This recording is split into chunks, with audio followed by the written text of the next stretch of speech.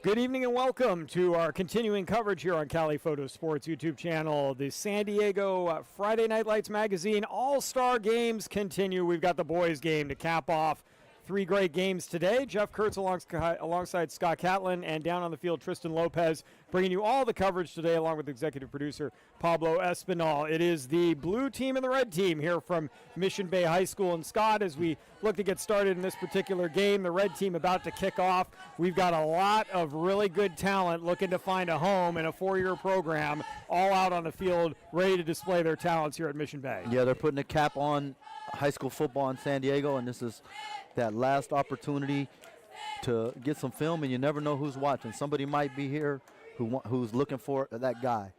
Well, we're happy you're joining us wherever you're watching this game around the country or around the world, as these players have had about 4 to 5 days to get practices in, try to learn an offense, and get ready to play some football. Charles James, former San Diego head coach, San Diego High School head coach, coaching the red team, the blue team being coached by assistant head coach from Westview High School, Nick Richarduli. We are underway here from Mission Bay High School, and the ball on the return from the 1-yard line. It is the All-Star game, and we've got a great special teams tackle right out of the gate. And the blue team will start out with the ball inside their 20-yard line. Yeah, that's a good sign. They hustled down the field on kickoff. That was Malachi Johnson from Scripps Ranch High School on the return. And we'll get our first look at this offense. Well, Tristan, you're down on the field. You're going to be grabbing some interviews over the course of the game with some of the players. Hopefully we can get to both sidelines. I know it's a little bit more of a walk to get to the blue side. You're on the red side, our near sideline. What are you seeing down on the field? What does it look like when you were watching warm-ups down there tonight? First of all, these kids are huge. Everybody's gotten bigger over the years. Right now, because I played on the red team 10 years ago, so I'm hoping they win, but we'll see what happens. I'm hoping that some of these kids will find a home, like you said. There are coaches watching online, and there's quite a few coaches here on the sideline. Diesel Taylor getting the handoff on first down and taking the ball out for about 7 yards. Taylor out of Del Norte High School. Well, yeah, and you would know, Tristan. I mean, like you said, you played in this game, and if players are looking big to you, there's some good size. I don't know where we're feeding kids in San Diego these days, but the nutrition is improving. Direct snap. As you're on second down, this is going to be a 1-yard gain for the blue team. Yeah, they played that a lot better. And once again, that was Diesel Taylor with the carry. So we're going to see a lot of good talent out there. We're going to try to get as many names in as we can over the course of the game. A lot of kids showcasing their talents, did it around the San Diego section throughout the course of the year. Scott, when you're looking at an all-star game like this, and obviously you've coached at this level for a long time and now get to talk about it, what are you looking for, and how are you telling kids to participate in a game like this so they can get they can attract college interest? Do your job, try your hardest. Well, there we go. Keep it simple. Keep it very simple. That is that's the first rule. It's like, well, it's alignment, assignment, and effort. So in an all-star game where the defense is going to be more vanilla, meaning it's a little simpler, you just do what you do, play hard and show your skills. Offensively, you want to try to make a play. Well, and the timeout being called by the blue team, Nick Richarduli, the head coach, talked about that. He said, some of these guys only came out, they were only able to make it to one practice. I mean, we're in the middle of the holiday season, of course. People had family events and such. Charles James said he was only able to get out to coach a couple practices because he had a family event that he had to be at. So Coach Richarduli ended up saying, ultimately what we want the kids to do is we want them to play fast. The less they have to think, the better. We'll keep it really simple. Yeah, keep it simple. They're playing a 3-4 now. And let them go out and get after it. And here's a pass to the near side. That pass is going to be caught by Ant Taylor. Yeah, see, so already good leverage, good conversion on the ball. It looks like the one thing they did practice was pursuit drills. Well, that was a great job by Charlie Berkeley from St. Augustine High School with the tackle. St. Augustine certainly had had an interesting year. They started out, I don't know if started out is the right term, but they went 0-10 and then made a bold dash through the playoffs and really turned their season around. Yeah, don't get me started on a new playoff system. I'm not gonna touch down with the 10-foot pole in this game. But kudos to them for getting in the playoffs and doing the best they could with their opportunity to actually win a championship. That's right. really turned it around. Certainly a lower level than they've been used to participating in, but nice punt here and a fair catch called for at the 35-yard line. That is a great-looking punt, as after making that last tackle, Berkeley gets a chance to try to return one, has to call for a fair catch. Yeah, and especially to follow up on that, with the turmoil that those young men went through and the drastic changes they had, in 1 year's time, for them to, and they lost a lot of players, coaching staff and a lot of players, for them to have that resiliency it shows a lot about their character as young men. And their success at the end of the year, really inspiring to watch. As we're going to take a look at the Red offense for the first time, and they're going to keep it on the ground on the opening play. This is a carry by Michael Yancey from Mount Miguel High School out near the 40-yard line. Yeah, he only needs a small crease. Yeah, boy, Mount Miguel had a really good year as well this year. Turned around that program that had been a little bit down. Our starting quarterback tonight is Christian Noriega for the Red team out of Hoover High School. Yeah, full disclosure, I coached at Mount Miguel last year, so I know their players fairly well. Second down and about 6 after a 4-yard gain, and nice job defensively this time by the blue team, stacking it up in the backfield. And when I say last year, not this past season that just ended. Tackle that time on the play by Daniel Desmond out of Montgomery. Defenses are coming downhill right now. I like that. So. Don't be surprised they go play action. It's being an all-star game, try to get that big early play. 3rd down and 6 for the Red team. Noriega with Yancey, the deep man, in the backfield. Counter. It's going to be a handoff. Receiver end around is going to result in a 1st down and more for Braxton Jones from Del Norte. He's going to take it across midfield and a 1st down for the Red squad. Yeah, somebody on the backside didn't stay home and play reverse. Didn't read their keys. It's a good offensive play early. Well, Tristan, as you're cruising around the sideline there, what's the conversation like? What's the mood of the players that you're noticing? Are they seem pretty amped up about this game? How are you seeing versus some of the regular season or even playoff games you covered? I mean, I think the kids are out here just having fun. I had to check myself coming out here thinking, oh, the kids are amped up. But, they had a long season. They're meeting new guys. They're learning new things. And they're locking in. To touch up on what Coach said earlier, this is an opportunity to show a coach that you take this serious, that they can invest in you for 4 or 5 years and go play at the next level. But I'm hoping these kids just have fun. The big thing I'm also looking for is the chemistry. 5 days of practice. Offensive line needs to be on the same page. Receivers, quarterbacks, and then the defense. How do they gel together?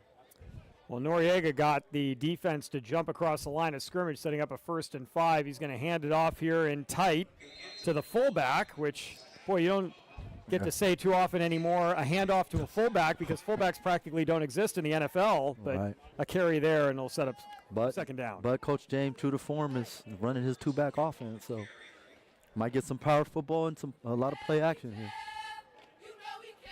No gain. 2nd down and 5.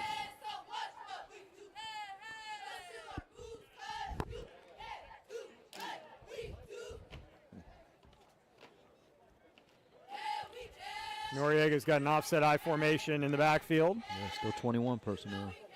Play action going to roll out right. Pass. A little bit over the head of the back out of the backfield, and that will set up a 3rd down, as that pass was intended for Marcus McHale out of Valhalla. Yeah, and that's what happens when you haven't practiced a lot together. Receiver didn't get his head around. The quarterback kind of needs to get his feet set a little bit better. But how many reps have they had together? Yeah, and as we mentioned, some of these guys maybe only made it to 1 practice. Yeah. Because that's all they had time for. So it's these smaller school guys that are going to show up and show you that they can actually play. Last year, I think Ronald Jones from the Rock Academy was the MVP. He had a 99-yard kickoff return. Wow. And he got a couple offers after the game. So that's pretty great. Here's a handoff on a good hard run. 3rd and 5, and that may be enough for a first down. I believe it is. Nice carry. We won't see any of those bread basket holding of the ball in this game. No. No, a different style of play, yes? Yeah, and he's playing power football right now, so we'll see how they adjust.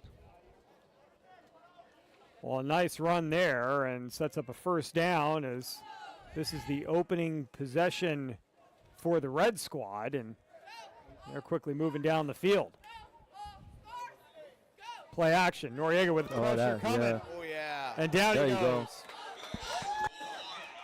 And that time it was Joseph Brinkman from Otay Ranch who got in there first. Yeah, and that's the danger when you do play action and you're turning your back to the defense. Excuse me, Marlon Ames from El Capitan High School, and El Cap had quite a year, making it to the state championship game. Yeah, and El Cap was a very aggressive defense. They were. I'm sure they play a lot of zero covers. He's used to coming. They do a lot of blitzing. Yeah, in fact, their defense pretty unique. Ron Berner, because I had a chance to talk to him as we have a timeout on the field. I had a chance to talk to him while they were making that playoff run through the state playoffs. Got a chance to cover the regional championship game and state championship game on the NFHS network. And Ron said it was the second in 20 years of coaching. It was the second best defense he'd ever had at El Capitan. And all the kids looked about the same. They were all about 6'1", Yep. 185 pounds, all built like, Yeah. but all quick. So it was hard to block them at the line of scrimmage. Yeah, they did a lot of What year movement, was a lot of blitzing. The last time, I think he said his best defense that he had was in their previous state championship run. I'm blanking a little bit. 2014, 2012, somewhere in that Yeah, neighborhood. so that was my year. Those kids played together since they were in like Mighty Might, Pop Yep. Warner.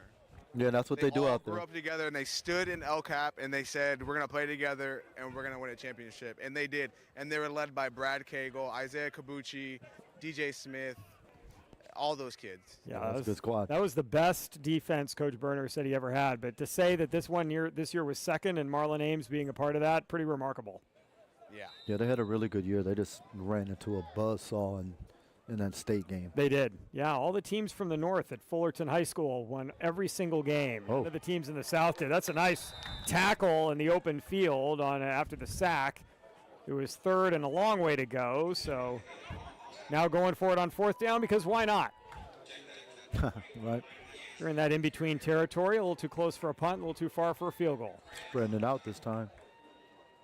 Noriega with pressure coming again. Dodges a tackler. Oh, Won't good dodge a hustle. second. That's a fumble, too. Nice pursuit. Yeah, way to keep his eyes down the field, but that's just relentlessness by the defender. Yeah, once again, Ames was the first guy in there, and right behind him was Brinkman. So those two are a nice combination as turnover on downs. Yeah, and anytime you can get pressure, that makes it a lot easier to cover. Oh, I guess we had the down and distance wrong. Excuse me. They had 4th down on the far side of the field, Scott. And either we're getting an extra down here, or they were off on the marker far side. So the punting unit now on. Good punt. And this is going to bounce towards the end zone, into the end zone for a touchback. A couple guys that we want to look out for on the red defense is Cooper Woodall.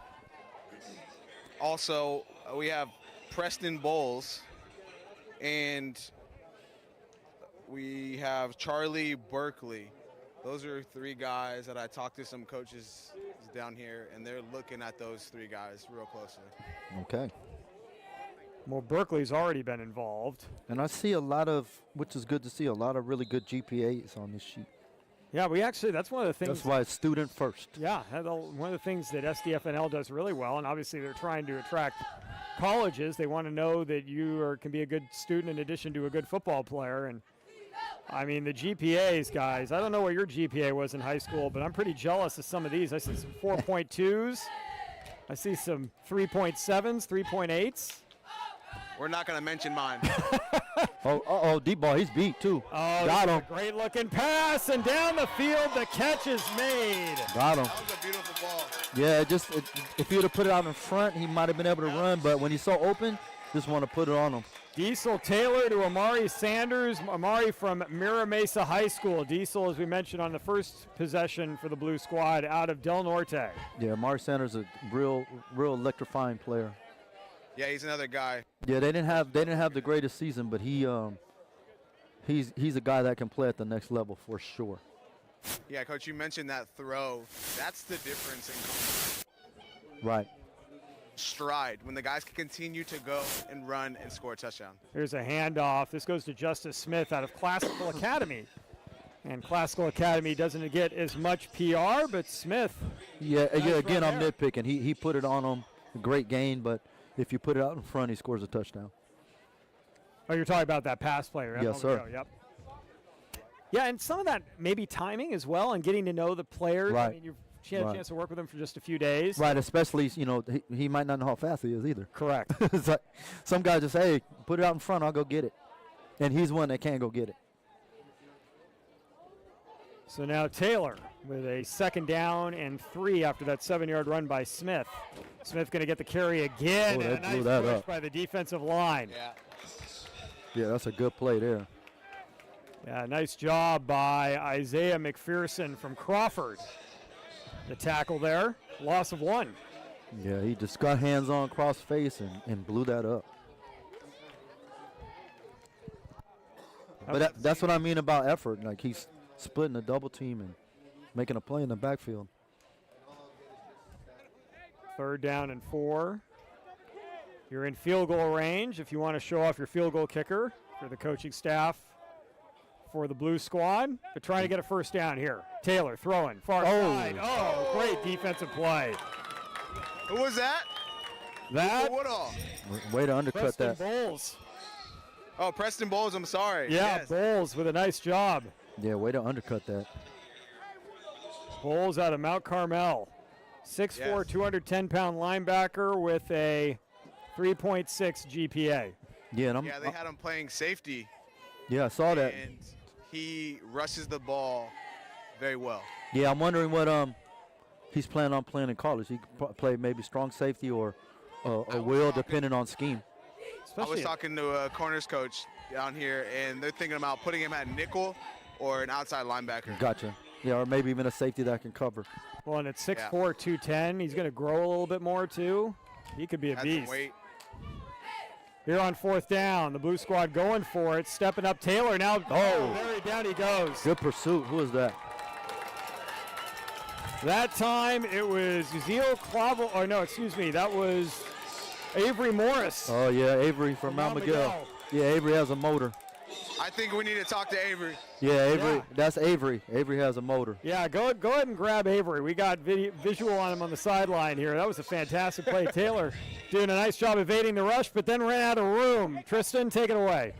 What's up, Avery? How you feeling, man? I'm feeling hype. Feeling hype. You having fun out here? Talk about this experience a little bit. You just made a crazy play. You know, what you say again? I'm just excited. No, I understand. You made a great play. Talk about this experience for you. It seemed like you're having a lot of fun. Yeah, you know, having fun for my mom, for my teammates too. Coaches that used to coach me, you know, freshman to junior year, you know, having fun. So playing in the next level is something you definitely want to do. Most definitely, just for my parents and everybody that's been around me, motivated me. That's it. Well, you're showing the coaches that you definitely can make a play, man. Good luck the rest of the game. Thank you. Back to you guys up there. Thank you. Gosh, boy, getting a player fresh off a sack, Tristan, that's a good get. Avery need a moment. I thought we were going to have to give him a paper bag. I thought he was going to have ventilate during the interview. Gotta have the oxygen on the sideline. Is that in the budget? I don't know. There should be like media training too, like for these kids, right? They just get in Yeah. there. I mean, you get a sack and immediately be interviewed and have the poise to carry that off. Catch And he your looked breath. right in the camera the entire time. Tristan, you may lose your job at halftime. I mean, that's what makes us different, right? We get the inside look from the kids fresh Oh. off the field. There's a sack coming from the Another Blue sack. Squad. Good rush. Nice pursuit. Great job that time. That was Ashton St. Jean from the Rock Academy. We had a Rock Oh. Academy mentioned a moment ago. Nice play there. Excellent rush. So now you got a 3rd and long situation coming up for the Red Squad after they got the turnover on downs. And we have a new quarterback into the game as well. as this is Matthew Risick from Classical Academy.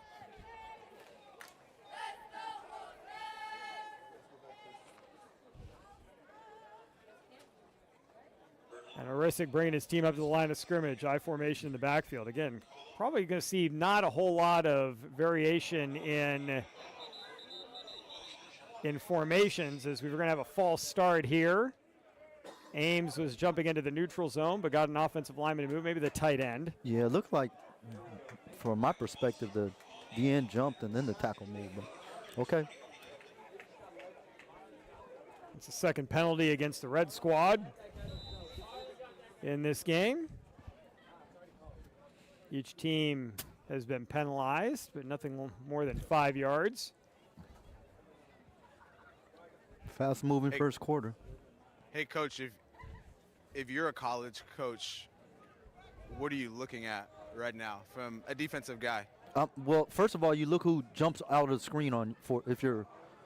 Let me let the play go first. Yeah, toss sweep running right, and a nice job by Yancey getting to the corner. But it'll bring up fourth down, the punting unit coming on for the Red Squad. Like you're looking for who makes plays, who stands out, who's given maximum effort, who's doing their job. You don't have to know the complete scheme they're playing to know who's playing good football out there. So you want to play in a way that makes you stand out. Like they shouldn't have to say, "Oh, watch this guy." The coaches should be like, "Oh, who is that?" You want to be that guy. Amari Sanders back to receive as Ricardo Rojas, the punter. Rojas, this one a little bit shorter on his second effort, but will take a favorable bounce, and Sanders has to let it go. It's going to roll inside the 30-yard line, down to the 27. Well, Rojas, 2 punts in this game, and now the blue team will take over, and we'll see if they stick with the same quarterback that they've had, Diesel Taylor. They may give, I don't know, it's probably interesting to see, Scott, and you might be able to speak to this a little bit as a coach. If you've got a few quarterbacks, you give them a whole quarter and then switch it out. I could see for the Red Squad here, they went to Noriega for the first couple before they switched quarterbacks. Yeah, every coach does it different. Some do it by series, some do it by quarter. But it's an all-star game, so everybody needs to play.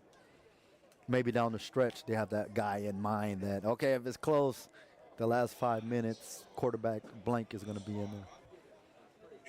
Well, it looks like we've got a rotation in a quarterback right here for the Blue Squad with 1:31 to go in the opening quarter. On first down, here's a handoff into the teeth of the defensive line. Short gain on the play. What's cool about these high school all-star games is it takes a few plays to show a coach, hey, I could ball and I'm coachable. Right. So these quarterbacks need to take advantage of these series. Right. So I can make the immediate throws, I can make the crossing throws, I can make the reads, and everything else I can learn. I just need a shot. Yeah, and that's the difference with you got to get into your rhythm quickly because you might not be in there for very long. So make the most of all your opportunities. That was Jet Staley, with that last carry. Here's a handoff running right, and Staley again will take it and get within 2 yards, maybe 3 of a first down. Third and manageable here. Defensive front's been holding up pretty good so far.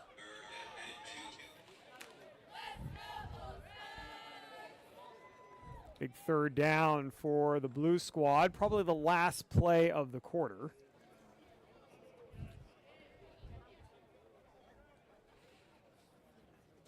Down to 15 seconds and counting here. Man in motion out of the backfield. Handoff, Staley's first down, and Moore breaks a tackle into the secondary and stays on his feet and finally tackled inside the 35-yard line. That's a good downhill run. That is a great way to end the first quarter. Boy, Staley didn't have much of a crease. Yeah, good blocking though, but he obviously didn't need much of one. He just hit the hole and went downhill. Well, and then that extra broken tackle towards the end of the play, and that will take us to the end of the first quarter. Tommy Donovan's the quarterback out of Grossmont High School, and he's leading this drive down the field, and he's doing a great job just handing the ball off to Jet Staley and getting out of the way. We'll be back with the second quarter in just a few moments here on Cali Photo Sports. Back with more.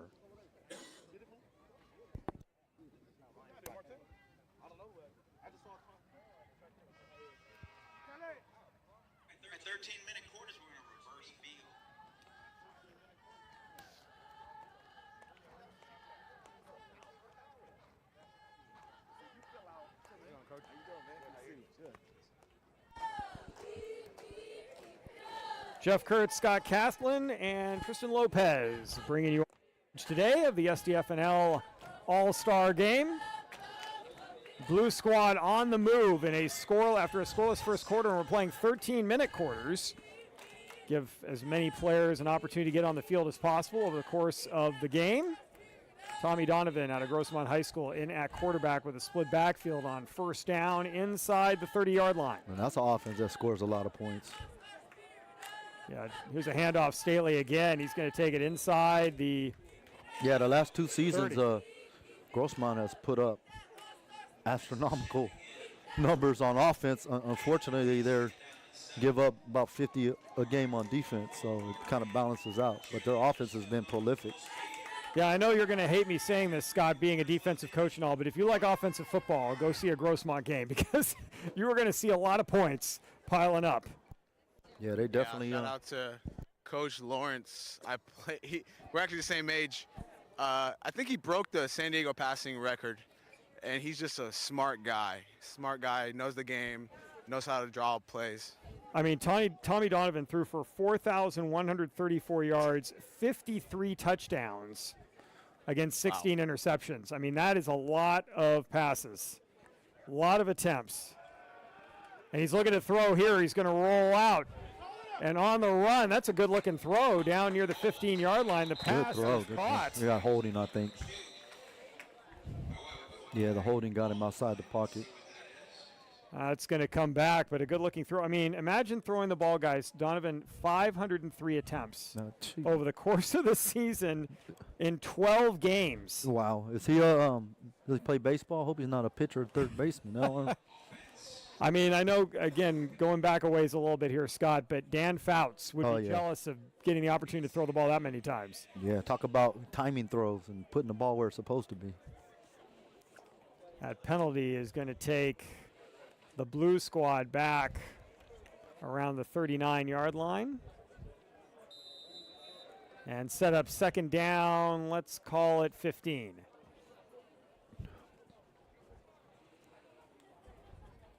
Yeah, guys, I'm down here.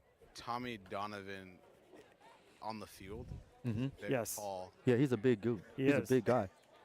Now, full disclosure, I actually coached Tommy in Little League in the La Mesa area. Oh, okay. Not a few years ago. I can tell you he was not 6'4" at the time, but he was one of the bigger kids and a really good player. Play action. Donovan looking to throw. Far side, heading to the corner. Oh, good attempt. Good ball placement. Just didn't secure it. Yeah, so full disclosure, last season we actually played Grossmont when I coached at Mount Miguel, and he was the backup. He was a good, but the starter went down, and me personally, I was like, no, I think that guy's that guy's the future. I think the future is like, hey, same Bledsoe was playing pretty good and went down, and then you see what happened when Brady took over. So yeah, I kind of saw that. I saw he's a guy. Yeah. And that's what you want, as Tristan's point, you want coaches to be like, hey, that's a guy. We can find a spot for him on our roster. Staley in the You backfield. don't have to coach the size. No. Or the arm. Donovan looking to throw on 3rd and 15 across Good throw. the middle, and that's going to be complete.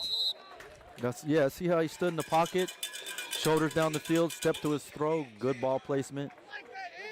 That's not a big window, and he put it right on the money. That is a first down as well. Ball to the 16-yard line. Yeah, kudos to him, especially when you're playing with the O-line you're not used to playing with. Doesn't have happy feet at all. He's keeping his eyes down the field, dropping dimes right now. Well, it must be nice, too, when we haven't played with this offensive line very much, but every single one of these guys is an all-star, so they're probably pretty good. I'm sure I'm probably in good hands. True, but there's also some killers coming after me, too. That's true. Staley the carry. Speaking of which, one of those killers gets him at the line of scrimmage. Yeah, that's good penetration. Blew that play up. That was actually a tackle for loss. Yeah, Avery Morris was one of those in there. Nathan Wilson out of Morris High School being another. Loss of 1, 2nd and 11. Yeah, and so to Tristan's point, a guy like Avery Morris, this is his opportunity to be like, hey, yeah, I might have played on a Division 4, Division 5 schedule, but I'm just as good as these guys, and I can play with them. and he's already showing that. Yeah, and really maybe a personal test, too, for a lot of these guys. Like, well, what do you know? Yeah, Like, how good am I? Yeah, exactly. How do I stack up when we're playing some of these D1, D2 guys? Yeah, and so far he is more than holding his own. Donovan on 2nd and 11. Looking right, throwing right. Oh. And we got guys falling to the turf. People are looking for a flag. No call. Yeah. Yeah, we got one in the backfield, Early but contact. that looked like PI to me. Nothing in the secondary, however. To your point, I came into this game that same thing, like, how good am I, right? I played in Division 2, Right. Division 1, but I know that there's talent all over the county, so you get to measure yourself up, not by the guy who's bigger than you, but who's more technical, who takes the game more serious. Well, and Tristan too, like as you advance up the chain in the pyramid, I guess you could call it the pyramid, the point gets smaller, and the differentiator is what in your mind? Because everybody has talent once you get to the collegiate level, or if you want to play pros, everybody's talented. What differentiates one guy who might be taxi squad or third string from a guy who ends up being first string when everybody is good? Work ethic and consistency, I would say, are the first two you look for. There's Staley on the carry over left guard. Yeah, like Christian, what do you think? I mean, if I'm a coach, I'm looking for who's trying to perfect their craft. Yep. Right, who's studying the game, who's trying to improve every single day. I live by 1% better every single day, and you can see it at some of these guys' eyes. They might not be as big, they may not be as fast, but they're using their abilities in different ways to be in spots where maybe a faster guy could be, but they love the game, and they're being obedient to the game. Yeah, and from a position or even especially a coordinator standpoint, you're looking, who do you trust? Who do you trust to do their job? Because, you know, tackle football is the ultimate team sport. You need all 11 players doing their job, giving them maximum effort, or you start having the snowball domino effect into the negative. And at the college level, you know, you can get fired if guys aren't doing their job. So you look for who you can rely on. Who do you trust? Donovan going to throw. Nice touch, but a great defensive play in the backfield. Yeah, that's Nice good play. deflection. Good play on both sides. That was Charlie Berkeley again. Another pass defense. That's just a great defensive play. Okay. Yeah, Coach, you make a good point about, you know, these coaches, their jobs are on the line. When I give you an offer, I need to trust that you can do your job on the field and especially off the field. Yeah, you represent us as a program and us as a coach. Yeah, that's why it's student athlete first. Student first. Yeah. And as a coach, the more you trust your guys, the more options you have, the more things you can call. If you know so and so, if I call this, he's not gonna run his route. He plays terrible leverage. It limits you what you feel comfortable doing. So, to me, for me personally, a lot of it is that who do I trust to do their job and give maximum effort. 3rd and goal from the 7-yard line. After Berkeley with that fantastic defensive play. Donovan going to take to the air again. Now he can run it. Left. He's got a lot of room. Looking to make a move. He's going to walk into the end zone for a touchdown. We're going to catch up. Yeah, he's mobile guy too. That was easy. Our first score of the game. Yeah, he made that defender. I don't even think the defender touched him, and that's a DB. And we're going to catch up with Tommy right now. Look at that. Little hesitation, run away. Nice run by Donovan. Great pocket presence and pocket awareness. As now the extra point try coming up. Yeah, that's where the defender had an opportunity to go ahead and give him one and get into the scorebook. Extra point on the way, and that is good. 7-0 is our score. Donovan. Go ahead, Tristan.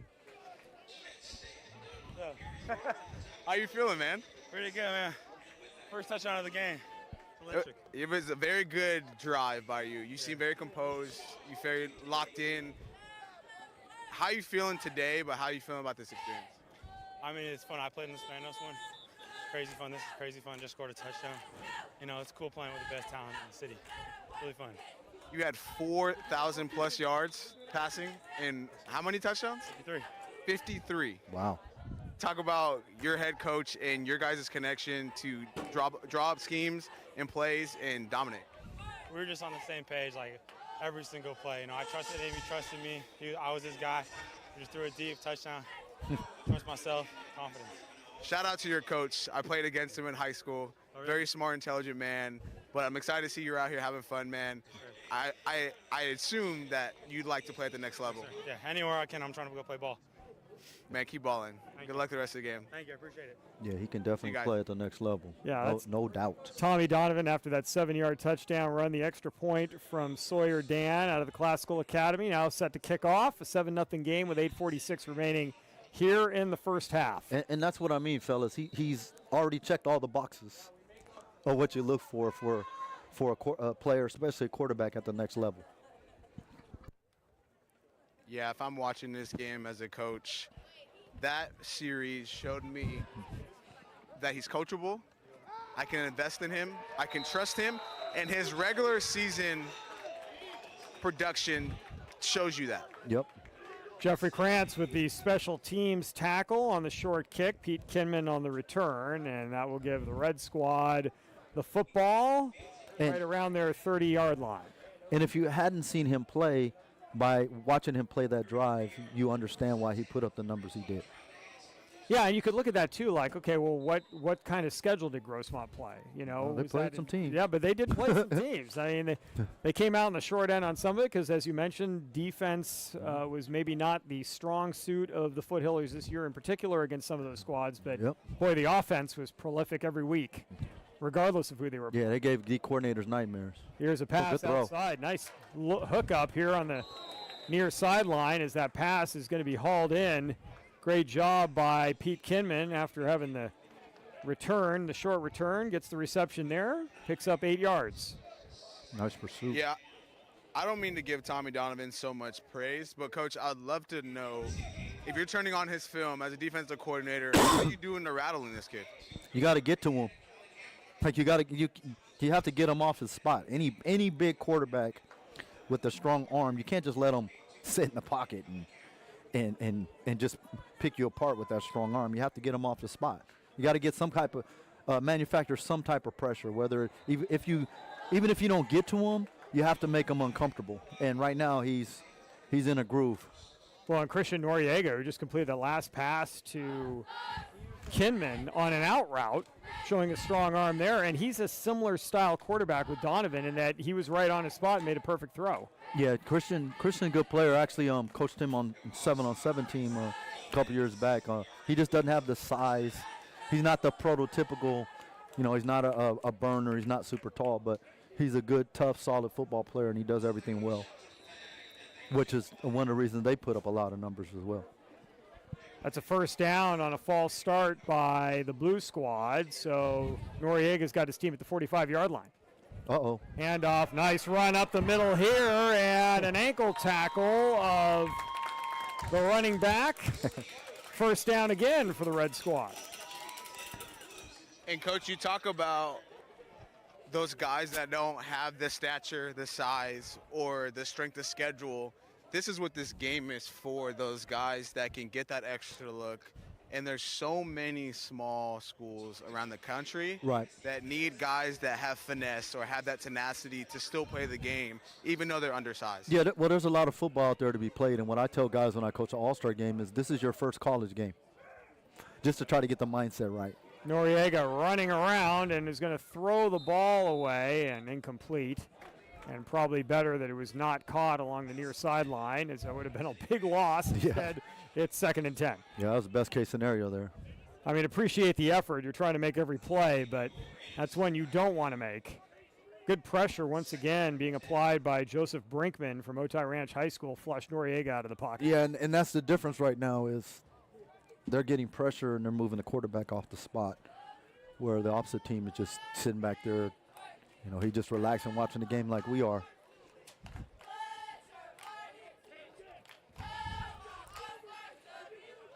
Here's 2nd down and 10. 7:04 left in the half. New running back in the game for the Red Squad. And once again, we're going to get encroachment, I believe. Offside. I think both times they've gotten Brinkman.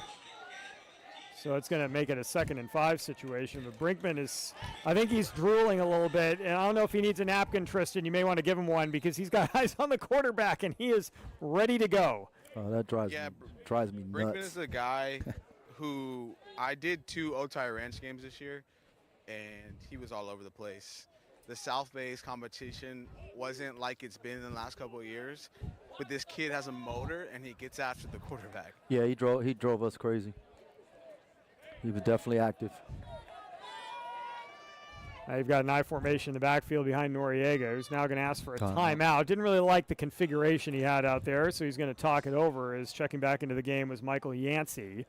I'll stop the clock with 6:59 to go in the first half.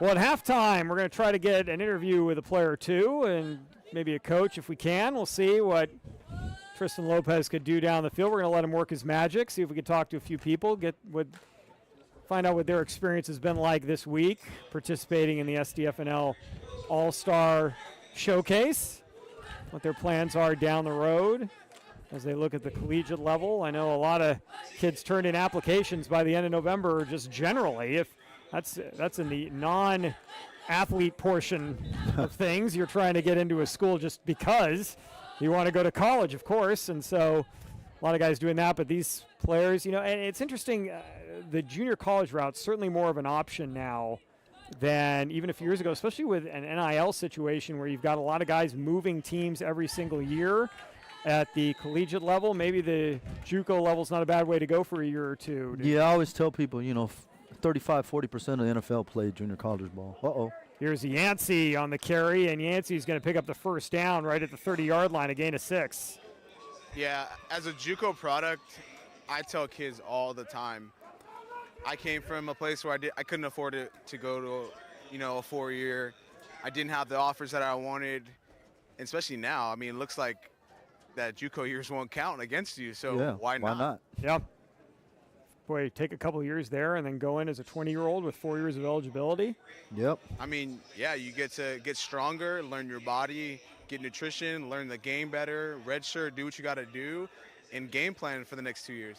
Boy, and the jump, too, in size of just in the maturation process from 18 to 20 or 21 is pretty dramatic. Uh-oh. As here's a handoff. Oh, nice move. cut. Great stop along the sideline. A gain of another 10 yards. Fantastic run there. If I may start really quickly, Go ahead. Let's give credit where credit is due. Braxton Jones on that carry. Go ahead. In 2021, I was a DC at Palomar College, and I had some really, really good high school players, and they all thought they were in shape. And I told every last one of them, yeah, none of you are as prepared as you think you are for 15-minute quarters against grown men in some 10 o'clock or 1 o'clock starts. Mm-hmm. So they all have to, that JUCO year, you got to make the transition. Your body really changes in that first year. Here's a handoff to the fullback. Nice run there. Another 9 yards on the carry. Yeah, as experience, I finished my high school year at 215. I played my freshman year in college at almost 235. Yeah, exactly. And it was a different pace, a different type of strength. I got humbled. I went from being the man to playing only special teams. Yeah, sometimes it's like that, but sometimes it's the best thing for you to, just perfect your craft and let your body develop and your self-confidence, and that's why you have those extra years. But it's better to do that than go somewhere and just sit. Ethan Grajeda with that last carry. Grajeda out of Ramona High School picked up 7 yards down to the 13-yard line. 2nd down and 3 with under 5 minutes remaining here in the first half. As Noriega takes a snap. Uh-oh. Yancey to the near side, inside the 10. 1st and goal as he picks up the first down. Good run. Boy, Yancey wearing number 21 as well. That reminds you of another 21 that ran in the San Diego area for a long time. With the shield and got the little visor and everything. Yep. Little LaDainian Tomlinson influence in the county still. Which I'm sure he wasn't allowed to wear during the regular high school season because it's dark. But he's taking advantage of it. In an all-star game here. 1st and goal from the 8-yard line. Noriega, tight end left, I formation. He's going to drop back to throw, rolling out right. Looking, running out of time, running out of people to throw to, and finally incomplete along the sideline. Yeah, every step he took, he had less of a window to get that ball in. That's probably the right thing to do, is just throw it away. Yeah, and smart. You want to see that as a coach, too. Like, you're not trying to force a play. Either your receiver is going to get it or nobody's going to get it, and it's incomplete, and you fight on the next down. Yeah, don't turn the ball over in either red zone. That's rule number one, quarterback. Take care of the ball, especially in the red zones. Coach, it's hard to see, but what are these DBs? Are they playing cover 3? Well, down here, you can't. No, but I'm saying, from what you can see, it's hard for me to see. We got the more elevated view. Well, yeah, so here they're going to be pressed up. Corners are playing. They look like they're playing straight man here, but I'm curious to see who has the second back, the backs out of the backfield. Here's a handoff. Inside, Inside that is Grajeda again, and he will take it down around the 5-yard line for a gain of 3. Yeah, they're man down here. Yeah, all these guys, they're on the same level. Yeah. And I know that we're in the red zone, but I can't determine the backer from the safety. Right, but they're doing some movement too, and that's by design. Yeah. Well, and Braxton Jones is the receiver on the far side of the field, and he's lined up in solo coverage with Amari Sanders, who's on an island by himself right there. There's no safety help anywhere in the vicinity, so it is all those guys They're going to be running. battling it out.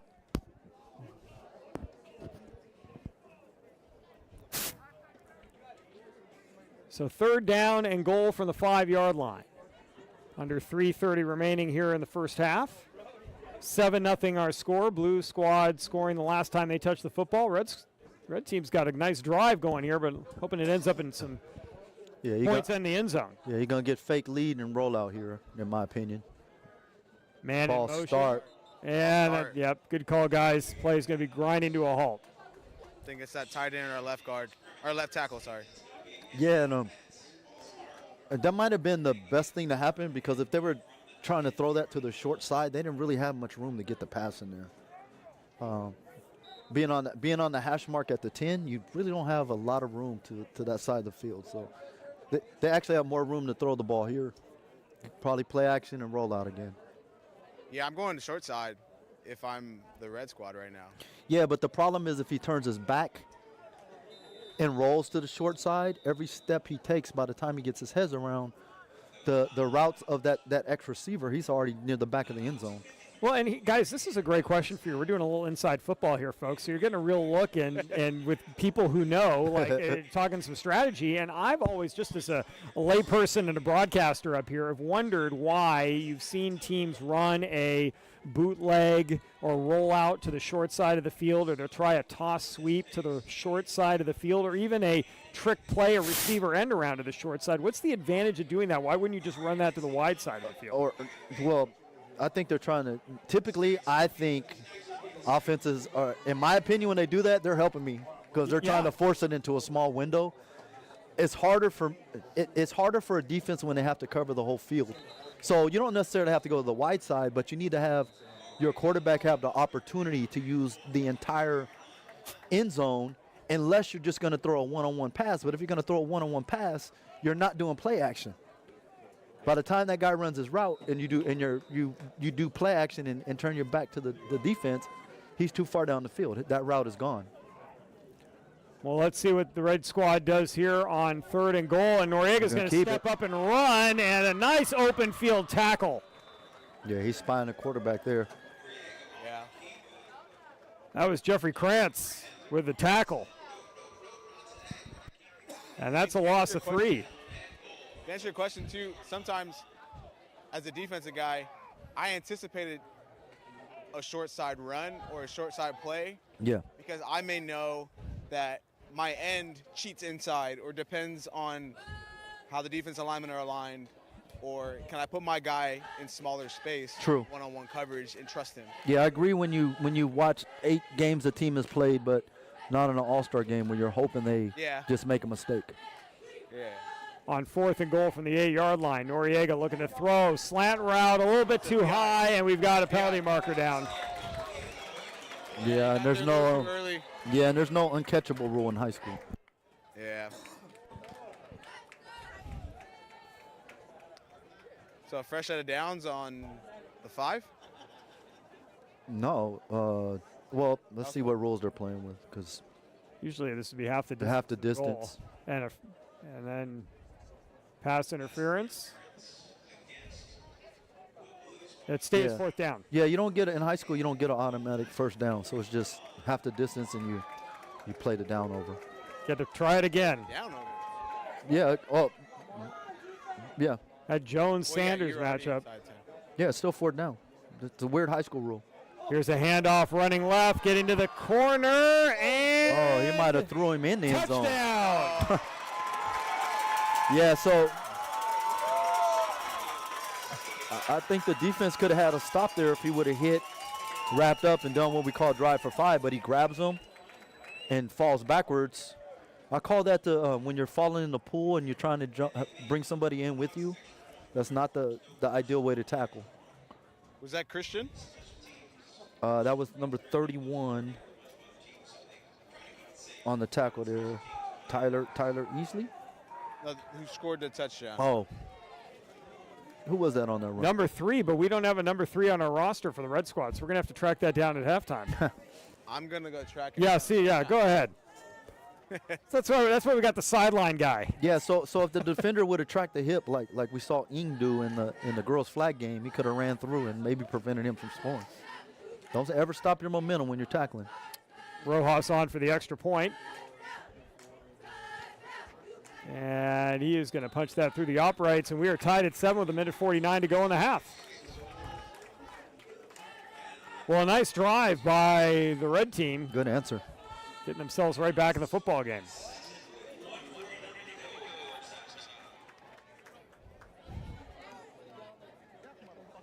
Noriega did a nice job taking advantage of the penalty and then giving his team an opportunity to get in the end zone, and a nice run at the end of the play on 4th down, too. Just got to the pylon, Scott. I mean, Yeah. you said that tackle certainly helped, but the way he landed, I mean, it's really his elbow and the nose of the football just got inside the pylon. Yeah, and I believe that's because the way the defender hit him. But kudos to him for, that's what we say, finishing a run. Lower your shoulder and try to go forward if you're the runner. As a defender, once you hit somebody, you don't want them to gain another inch.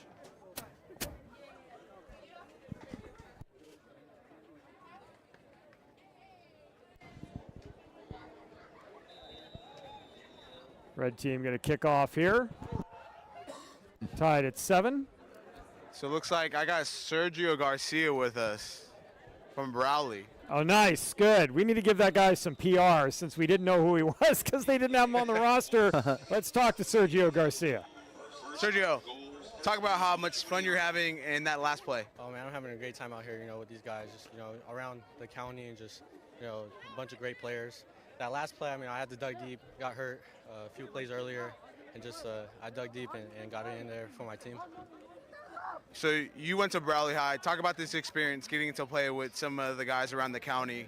It's great. I feel great. It's a lot of competition out here, and just a great time out here, experiencing and practicing with a bunch of great athletes. What's the one thing you'll take away from this week and this experience? Just like, it's kind of like a family, just everybody loves each other. Everyone's got much love, much respect for each other. And outside of this, we're going to be great friends and great people to each other. Glad to hear that. Yeah, good luck the rest of the game, man. Thank you so See, that's kind of Back to you stuff guys you up want to there. hear from youngsters. Donovan going to throw on 1st down, dodges a tackler, Uh-oh. and intercepted a little bit behind the intended target. Who was that?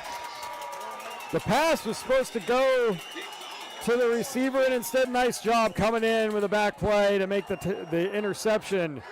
23. Caleb Ore from Rancho Buena Vista. So that's what I Caleb mean. Ore. Got to get him off his spot, make him uncomfortable, get him on the move. Still kind of threw a pretty good throw, but a little bit Let's offline catch and up get the with Caleb. deflection. Oh, Fresh off the interception. there we go. Feels great, man. Come on, man. Feels amazing. How you feeling after that interception? Feel amazing, especially how I messed up on defense, and I was able to get a pick and put ourselves in a good position. How's this experience? I'm sure it's super fun. You're making plays with guys you don't know. Yeah, it's really fun. Just learning everybody's names and like playing with another team. It's just really fun, man. To be out here. Do you want to play at the next level? Yeah. You have any interest right now? Nah, I don't have no interest. Keep balling, man. There's coaches watching. Stay locked in. Good luck the rest of the game. Yeah. Thank you. Back to you guys up there. Caleb Ore, Rancho Buena Vista. Interesting story. Rancho Buena Vista was the number 12 seed in the Division IV playoffs in the San Diego section, and then opted not to participate in the playoffs. That allowed Monte Vista to get in from the 13th spot to the 12. And they took full advantage. Yeah, they did. Go on a run. They get all the way to the state title game. They win a San Diego section championship. Here's a handoff on second down. And yeah, and the only 2 cents I'll say about the new system is I personally think regardless of the strength of schedule, there needs to be a minimum number of wins. So you don't have teams like RBB. Like me, I'm speaking for me personally. If my team has a losing record, I don't want to be in the playoffs. That's just me personally. I don't think we've earned an opportunity to do so, regardless of the strength of schedule. So I just hope they at least put in don't have the strength of schedule matter so much and put in a minimum games won. Other than that, the system's pretty good, to be honest.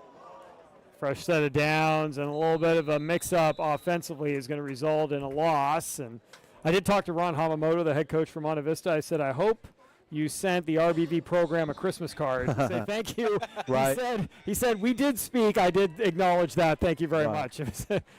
Right, and respect. And so for me personally, respect them saying, no, we don't think as a program we did enough to warrant being in the postseason. And I respect that. Second down and 14 after that 4-yard loss. Under a minute to play, 45 seconds and counting. Clock is to the back of the red squad. Here's a toss sweep running to the left-hand side, and Yancey's going to be cut down out of bounds, but that will stop the clock. It's a good tackle. It's low, but it's a good tackle. Yeah, Coach, to touch up on your point, the game has changed so much in the last 10 years. I played in the hardest division in the county, playing Lincoln, Cathedral, Mayor Mason when they were good. Mm-hmm. You know, and now these divisions and these leagues are so spread out, and the structure is different, which is cool.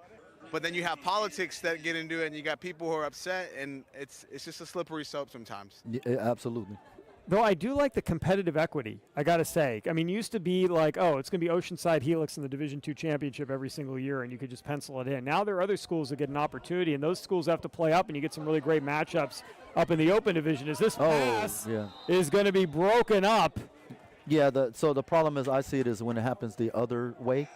When a team goes down, you know, you're traditionally, let's say, I'm going to say a D1 team, and you might be a down year for you in D1, but you're used to playing D1 games. You got D1 kids, and then you go down and you play D3 playoffs. Right.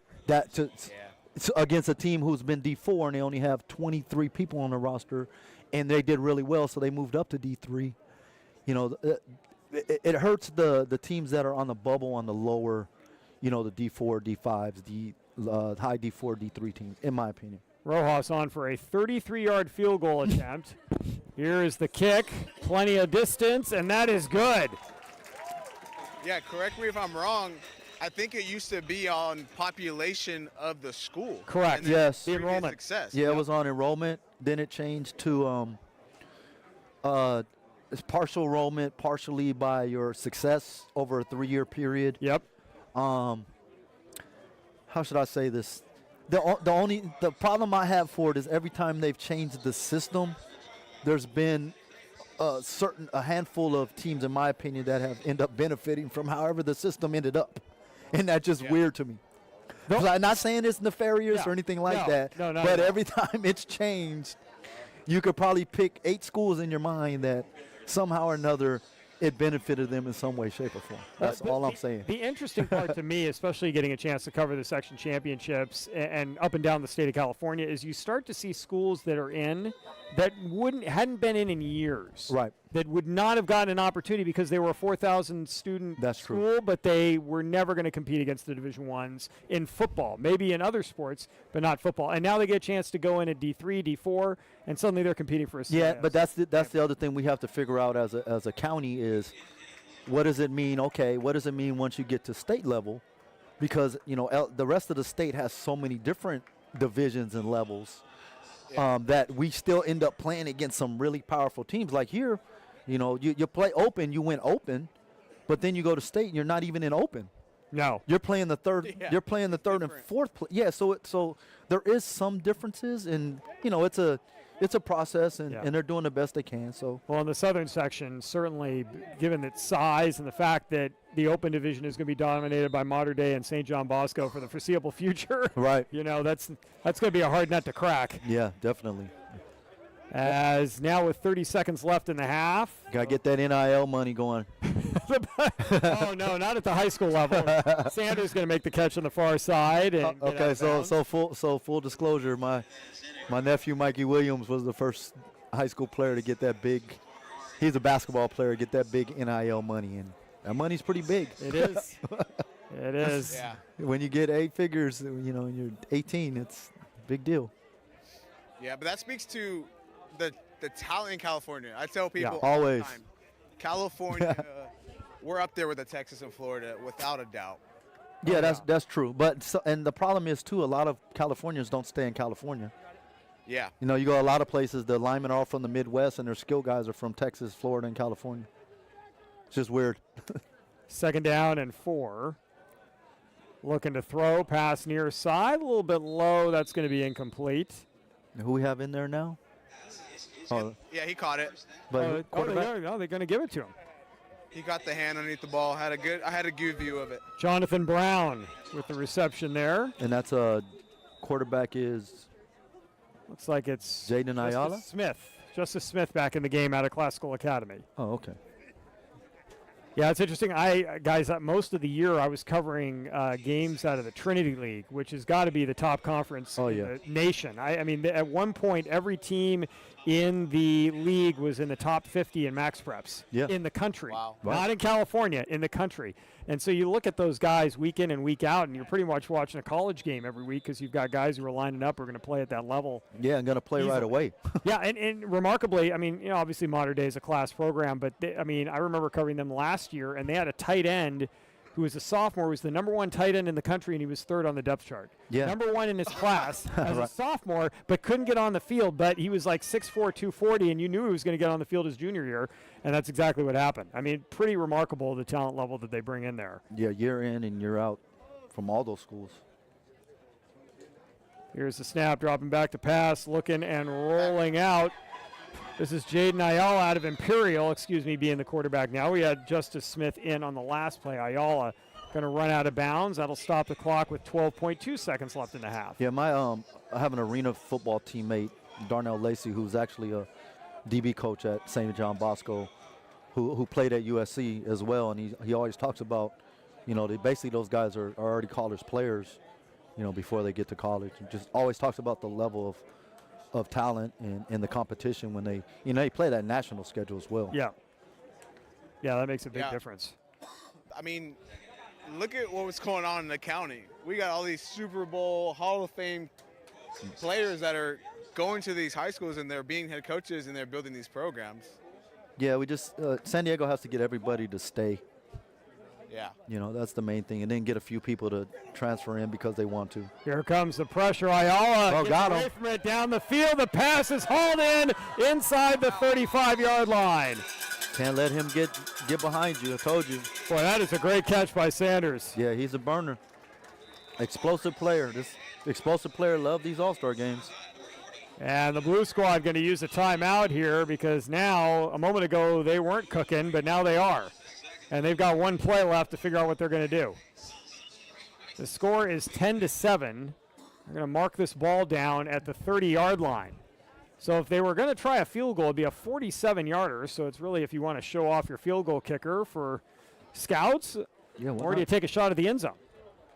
If you can kick it, especially with no rush, kick it. Take the points. If you trust your kicker, that is. Looks like they're going to keep their offensive unit on the field. No, I think they're kicking. Let's see. Sawyer. Oh, no. Nope. Going for it. Sawyer Dan is the kicker, and he had an extra point earlier, but Ayala's going to stay out there. Tristan likes this. I'd be like, kick it. Smith in the game in the backfield. Nah, Coach, I would kick this. Okay. Yeah, if they have a guy that can make it, you know, especially with no rush, why not? You don't leave money on the table. Sanders, the lone receiver to the far side. Ant Taylor and Brown, the receivers to the near side. Yeah, and they're playing, okay, they're backing off now. Yeah. I was like, you guys are a little bit too tight for where the ball's going on this play. Ayala going to roll out right. Now he's going to run. Ayala's going to get it tackled at the 20-yard line, and that will end the half. Way to protect the end zone there. That was good defense. Well, we've got one half in the books. It's an entertaining one. We've had some spectacular plays. The Red Squad's got themselves a 10-7 lead as Yeah, good competitive football game here. Well, Tristan, I'd normally toss it down to you, but we have got a very special guest in the broadcast booth who's going to be stepping in with us here in just a minute, who is very familiar with this territory, and we're very fortunate to have him in here. So, Tristan, we will get to you in just a few moments, as Ahmad Rashad is joining us here, and Ahmad, Jeff Kurtz alongside with Scott Catlin. And Tristan Lopez down the field. Thanks so much for stepping in here. And you're very, very welcome. What a wonderful evening to watch these young cats getting after it out there. That's pretty cool. Yes, and you've got you're here not just as a football spectator, but as a parent, as your son playing Hoover this year, or your grandson. Excuse me, your grandson. Rashad, number 3.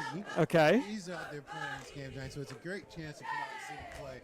And then my team, the Oregon Ducks, play the Rose Bowl on Tuesday. So you're heading up there after this, I take it. Yep. Florida. That's good.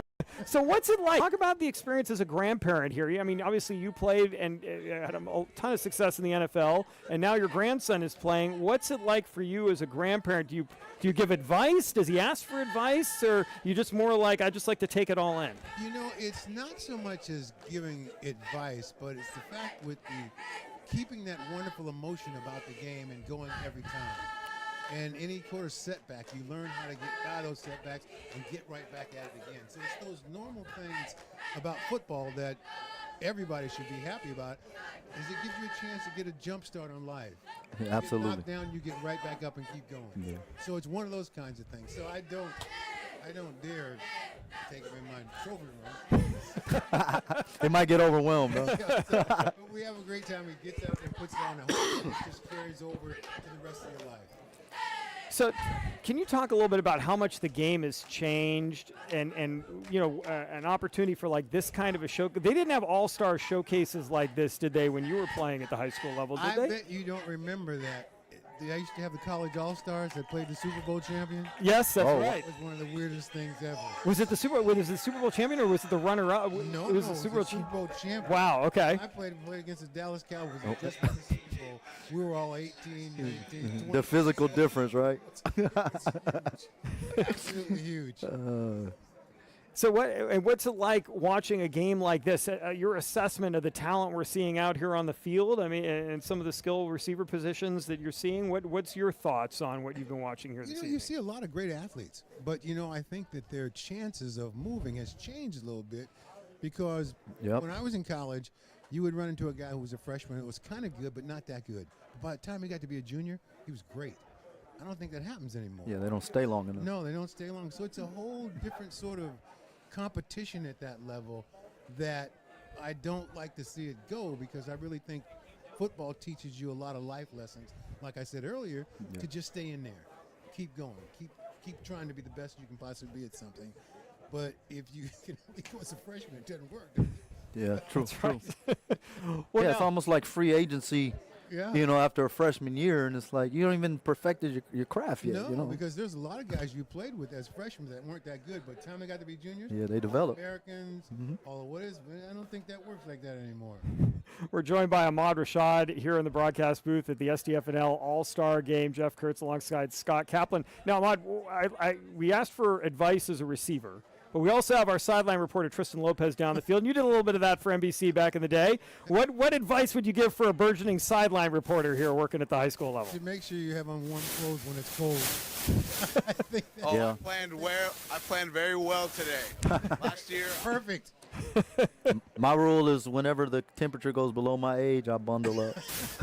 It's different when you're playing. If you're playing, it's all right, but when you're standing around, I play in Minnesota in that weather, it doesn't matter. And that hard field. I used to never go out for warm-ups. I'd go out when the game started. because you couldn't go out and warm up. It's 12 degrees outside. They were playing in the vet when it was cold on that field. That's right. It's pretty remarkable now, too, because I remember guys bundling up. Like you'd see guys with the full sleeves on back in the 70s and 80s in a cold weather game. Now everyone's got the short sleeve. Nobody's wearing any sleeves at all. They're always talking about bringing cold weather gear. People don't do that now. At Minnesota, we didn't have that. Bud Grant did not allow you to wear long sleeves. He didn't allow you to have gloves. None of that. No heaters. Wow. None of that at all. That was our thing. You come to Minnesota, we were going to beat you because you're going to freeze to death. We keep calling timeout. You keep seeing the guys freezing. They didn't know we were freezing too, but that was the kind of thing that Bud did. Bud didn't even wear a coat. He Oh, had no. like a regular shirt on. It'd be -4. Wow.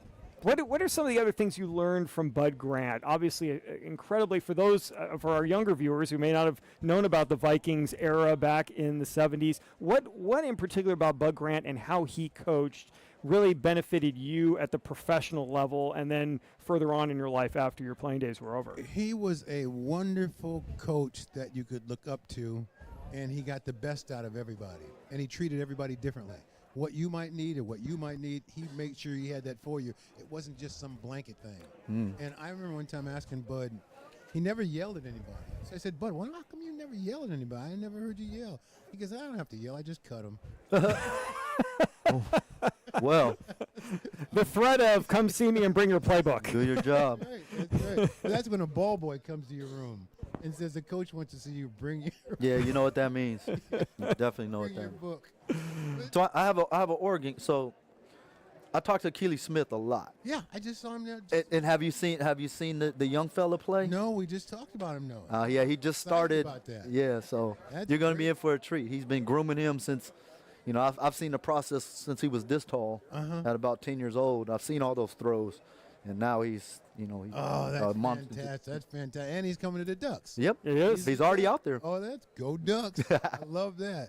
Yeah, the player he reminded me of the most watching him this year, I had a chance to cover a few of his games, and obviously he's not at this level yet, but his style, Randall Cunningham, like the ability, the maneuverability in the pocket, the ability to get out and then creatively make plays while he's on the run, Yeah. pretty remarkable. Well, that's the kind of quarterbacks that are that can really be positive now. That you can run a little bit, move around, do all that kinds of stuff. So that's a great athlete at a great position. Who was throwing to you back in your Vikings days? Was it Tommy Kramer? Or was he? It was Kramer was after Fran Tarkenton. Fran Tarkenton Had first. Fran Tarkenton, which was one of the greatest quarterbacks ever. And then Dan Fouts was my quarterback at Oregon. Wow. So I was surrounded by greatness at the quarterback position. And Fran Tarkenton was one of the first players to really, as a quarterback, scramble and make that a part of the game. Boy, That I'm telling you, he was so much fun to play with too. Just a great player. Yeah. Really a great player. He'd draw plays up in the dirt and stuff like that. Just a great guy and a great leader. Well, and if you're watching the game on Cali Photo Sports on YouTube, folks, again, the benefit of YouTube, you want to catch some Fran Tarkenton highlights, Yep. hop over, open up another window, And you check can- it out. You will see. It's And you pretty can look remarkable. at the Hail Mary. That was an underthrown ball. Hail Mary. Not the one I caught. Was it a Hail Mary? Because it's now called a Hail Mary. No. But was it just a back shoulder? No, I think it wasn't a Hail Mary. I don't even remember the name of it. But since then, that's what, just I don't remember chuck what it it was. 50-50 ball, Hail Mary. And I'm Yeah, like, that's right. Ours was more than 50-50. About an 80-20. typical wideout. start, I yes. love that. I guess we do have a question from down on the field from my man Tristan. Yeah, Tristan, go ahead. Yes, I do have to ask Samad, outside of the media, the marketing, the money when it comes to football, what have you seen change about the game and about, the traits that these players must have to go to the next level? Well, you have to be. You got to get better. No matter how good you are, you have to get better. The game has certainly changed. It's not as crazy as it used to be, where you could hit anybody anytime they're doing anything. But it's hard to make football safe. Yeah. It's a tough It's a violent sport. It's a really a violent sport. So it's up to the athletes to keep themselves in shape, to learn how to play the game. I'm glad that they've changed a few rules that keep people from getting injured. But there are certain things that it's just a game, and that's going to happen no matter what it is, because that's what it's all about. As long as you got a helmet on, you got a problem. Yeah. Yeah. You have to use it some kind of way. Yeah, as a defender, and I'm a DC and an undersized DB, it's like Without all my good plays now are probably illegal. Well, and I'll just fly into the ball. and the other thing is a lot of the players are just better athletes. I mean, you have if you're faster in the you have distance. linemen that can run a 4 or 5. Yeah, they're big dudes. 180 pounds. So it's a wonderful game to watch. I still love the game, but sometimes I look at it and go, how did I play that? Well, yeah. What do you? Yeah, go ahead, Tristan. Yeah, what do you have to say to those guys that may feel distracted about the money, NIL, the marketing? Hey, I'm the guy. What are you telling that guy? Hey, you need to lock in, learn to love this craft, and everything else will come. I haven't adjusted to that yet, how that works. I don't know how that works. I'm still a guy that I love my Ducks because I played there for 4 years. But college is a little different now. You can play for 4 different schools in those 4 years. So it's a whole different time.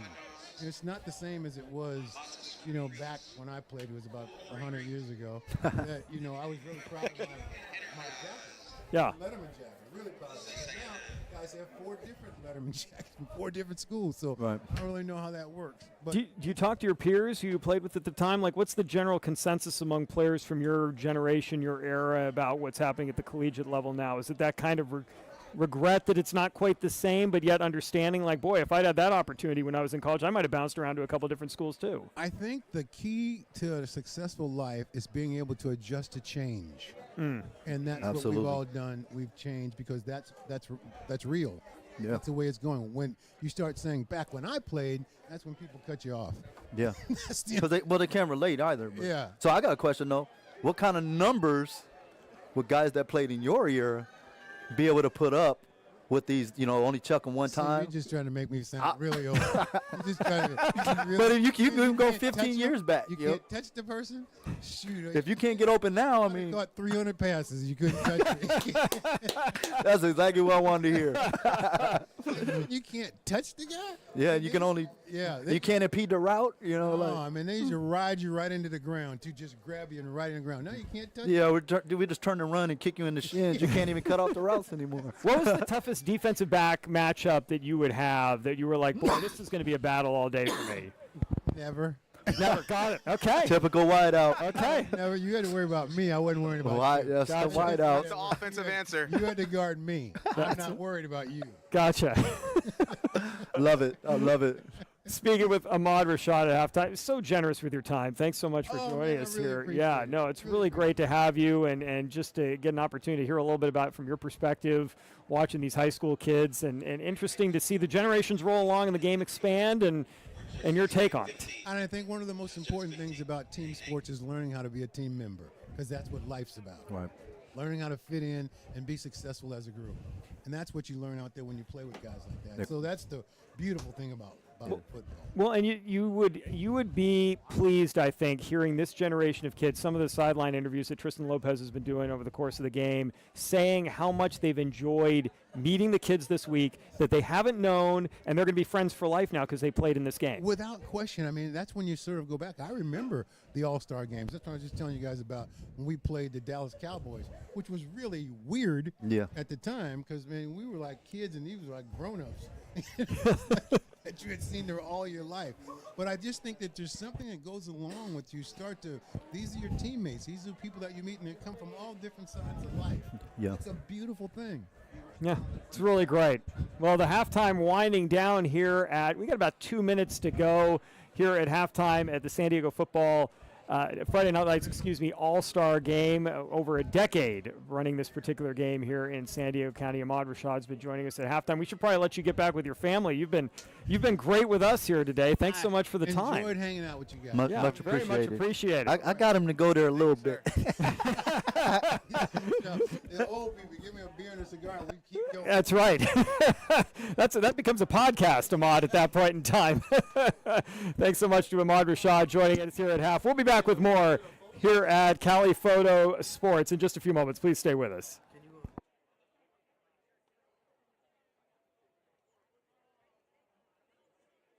All right, folks, we get ready to settle in for the third quarter. Make sure you're checking out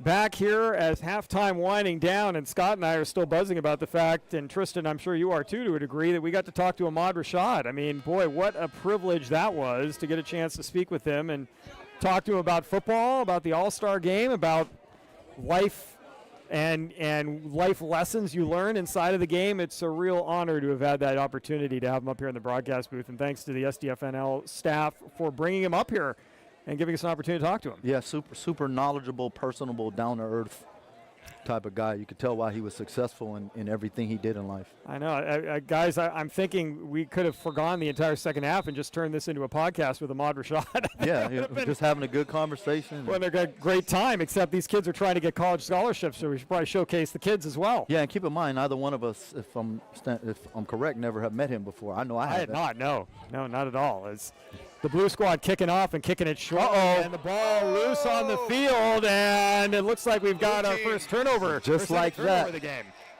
Just like that. Got to secure the catch. That's a way to come out in the second half. Yeah. And let them know what's up. And I think a fair catch had been called for as well. But yeah, he did everything right except catch the ball. So now the Blue Squad, who is trailing in the game 10-7, now a chance after having an early 7-0 lead. Just to recap that scoring from the first half of play, the Blue Squad getting on the board on a 7-yard touchdown run by Tommy Donovan in the first quarter. And then all the scoring in the second quarter came from the red team. A 4-yard touchdown run by Sergio Garcia and a 33-yard field goal by Ricardo Rojas. And that is how we got to our 10-7 score. But now, yeah, it looks like they're expecting a shot play. They're playing really loose on this play. And the blue team with the ball at their opponent 44-yard line. It's a base 3-4 here. Handoff on first down. Staley tackled in the backfield. Boy, that is a great defensive play. Yeah, let it come off the edge. That was Preston Bowles from Mount Carmel making the tackle. You're going to expect him to pull that eventually. Loss of 1. Yeah, Preston actually just got offered by Bemidji State a couple of days ago. Good motor. They do a good job at Mount Carmel. Well, Ahmad Rashad was talking about cold Minnesota winters, and Bemidji State right smack in the state there. So Preston is. Yeah, and they just competed. They were the Elite Eight for the Division II National Championship. So they made a little run. Yeah, there you go. A lot of football to be played around the country. Yeah, especially if you're getting your school paid for. Those Division II playoffs, too, always competitive. Back to throw. Aiden Ayala, and now he's rolling out right, and he's going to run out of real estate and run out of bounds. Yeah, and depending on what Division II program you go to, some of those facilities are really nice. Just got to pick the right one. I think that was Nathan Wilson a little bit there in pursuit of Ayala, who's going to get a yard back, or actually he's going to, lose a couple yards, so it's a sack. Run out of bounds, back to the 47-yard line, so 3rd and 13. Nice job by the red defense, Scott, getting a 3rd and long situation after the turnover. Yeah, especially when you get coming off a turnover. That's when you really need your defense to stand up, and thus far they're doing so. Getting off the field here would bode well for them. Get the momentum right back. Reminder, 13-minute quarters here in this All-Star game as Ayala looking to throw on 3rd down. Here comes the pressure. Down he goes. There's that guy again. Who's that? Yeah, that's Bowles. This man has a motor. Yeah, they're just collapsing the pocket. I think that might be your next interview. Yeah. As soon as he comes off the field. Yeah, they're going to have to. We talked about. Go ahead. We talked about kids finding a home. I think kids get really distracted by the glitz and the glam and the facilities. I would tell these guys, go find a place that feels like home and that you can get on the field and perfect your craft. Yeah, absolutely. Has to fit their personality as well, and they have to feel comfortable where they're at. Punting unit on, and now they're running a fake. Oh, that's a long way to go, though. It is a long way to go, as this is going to be Staley breaking some tackles. He needs to get to the 34-yard line. He's going to get to the 39. Yeah, I don't know if that's a 4th and 20 play. But makes up some yardage, though, and pushes the ball back onto the other side of the field. Just a shorter field for the red team. I'm going to grab Mr. Preston right now. Yeah, good idea. I love it. I love Let that. him catch his breath. Well, ask him what he's seeing out there, how he's able to make that turn. I love that immediately as players get off the field, we're jumping them for an interview. That's good. That is good. Well, we'll at least get at least a play in here. Tristan will let Preston get himself, let him catch his breath. We'll at least get this first play off as here's a handoff running left-hand side. And a good tackle in the backfield by the Blue Squad. 71. Is getting in there and making the play is Daniel Desmond out of Montgomery High School. Go ahead, Tristan, if you're ready. Good play, Desmond. Yeah, we're here with Preston Bowles and Mount Carmel. Preston, all over the field, man. Looks like you're having fun. What does this week mean to you? It means everything. I'm so blessed to be invited. I'm so thankful for God letting me be here. I just got to play my game. Next level, I'm sure that's around the horizon, that's on your mind. Talk about some schools that you may be looking at. So I'm looking at Bemidji State right now and Black Hills State. Got an offer from them, and I'm going to plan on visiting soon and check it out. Yeah, so we talk about when you leave this experience, taking everything you learn from this group of guys and this whole experience and pick a nice home for you, right? What's one thing you'd give to a kid that's going to play in this game next year? Hey, honestly, just get connection with your team and always work on getting yourself better even when no one's looking. And especially in the weight room, getting yourself stronger, that'll help you so much. You got a good head on your shoulder, man. Good luck the rest of the game. Thank you.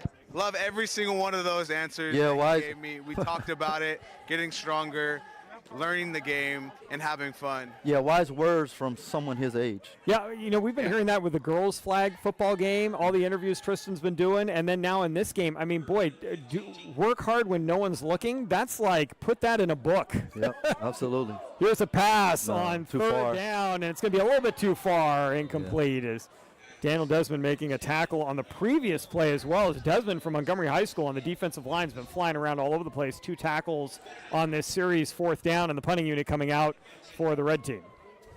And to touch up on that, it's interesting to hear these kids saying that because I feel like a lot of people put this generation of kids who don't work hard, who don't want it, and we're hearing these guys tell you, we're in the weight room, we're working when no one's looking. Yeah, but it's also coming from the ones who are successful. So those of you who are watching, that's the way to have success, is to work on your craft. And what I mean by that is just become a better person all the way around, and you'll do better in everything in your life. Well, and in the classroom, too. I mean, Bowles has a 3.6 GPA, so talk about doing the work when no one's looking, as this one's going to be down inside the 30-yard line. I mean, that's doing the biology homework you don't feel like doing when you'd rather play Minecraft, but you know you got to keep up the GPA for school and for your teammates, and so you stay eligible, and that's the kind of work you need to put in. Well, so you up to date on the games. I am a little bit. Back in my day, it was do that AP homework or go run the streets. It's a little different. And then my dad would have got me, so I just did the AP homework. I've got kids who play. I've got kids who played Minecraft back in the day. So yeah. If only they'd had Minecraft then, huh? Is that Scott? What you said you would have been behind a computer instead? Yeah, I don't know though, because we just. In my time, we actually played something. Yes. We were outside. Yeah. Come home when the street lights come on, right? Yeah, playing different sports until it was change your school clothes, go play, and then do your homework. It was football out in the street in the fall, basketball in the winter, and then some kind of baseball in the spring, typically. But here's a pass. Uh-oh. Deep ball down There he the is field, again. and there's Sanders with a catch. I keep telling him. That's my guy, I'm telling you. Great throw from Diesel Taylor, who got the start in the game and then connects with Sanders for the second time on a long gain, and this is going to put the blue team inside the 20-yard line. So that's what I mean, Tristan, about somebody standing out. Any offensive coordinator that sees somebody that can take the top off of the defense their eyebrows are going to raise. Yeah, I was just talking to the corners coach at Bemidji State, and he offered Amari. Amari after that said pass to him, this is what Amari told the coach. Coach, I just want to play football. I don't care if it's offense or defense. Yeah, and he can play both too. Yeah, playing both tonight. I think he's a wide receiver, but he definitely has the range to play. He's athletic enough to play corner. He has the range to play safety. But boy, that's what you want from kids in this game, right? Just put me on the field. I will play wherever you need. Special teams, am I the holder? Great. Am I the long snapper? Fine. Just want to be able where I can showcase my talents and get an opportunity to play. Here's Taylor now looking to the near side, trying to adjust the receivers along the line of scrimmage. Drops back, looking right, throwing right, hits the receiver out of the backfield, and tied up after a short gain to the 15-yard line. Good pursuit there.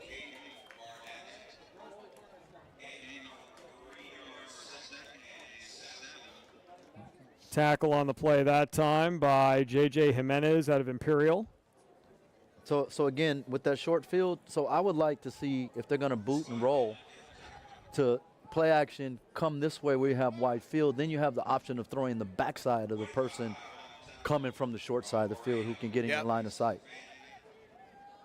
Unless you're just going to go one-on-one with Sanders over there and run the fade. It's literally went off my head. I dragged him over the top. Yeah, and just send him to the goalpost. Instead, a running play to the left-hand side, to the wide side of the field. And yeah, got away with the hold there. And nice job, Tristan. Good looking out for our cameraman down along the sideline. I heard that. Yeah. That's good. That's good as tackle on the play that time by Charlie Berkeley. Yeah, I was going to step in the way and have them run into a brick wall. Oh, wow. All right. You remember, you're not wearing pads. Yeah, I'll call the paramedics. So that was Justice Smith on the carry. You're just talking about how big these dudes are.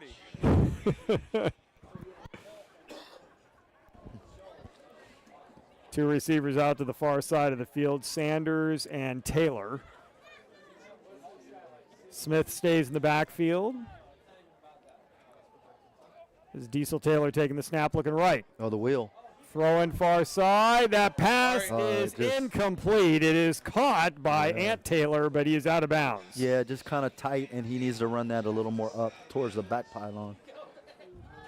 Good idea, good play design. Just didn't execute it. And not bad placement on the pass either. Yeah, based on the way the receiver runner was running the route, that's the only place he could throw it.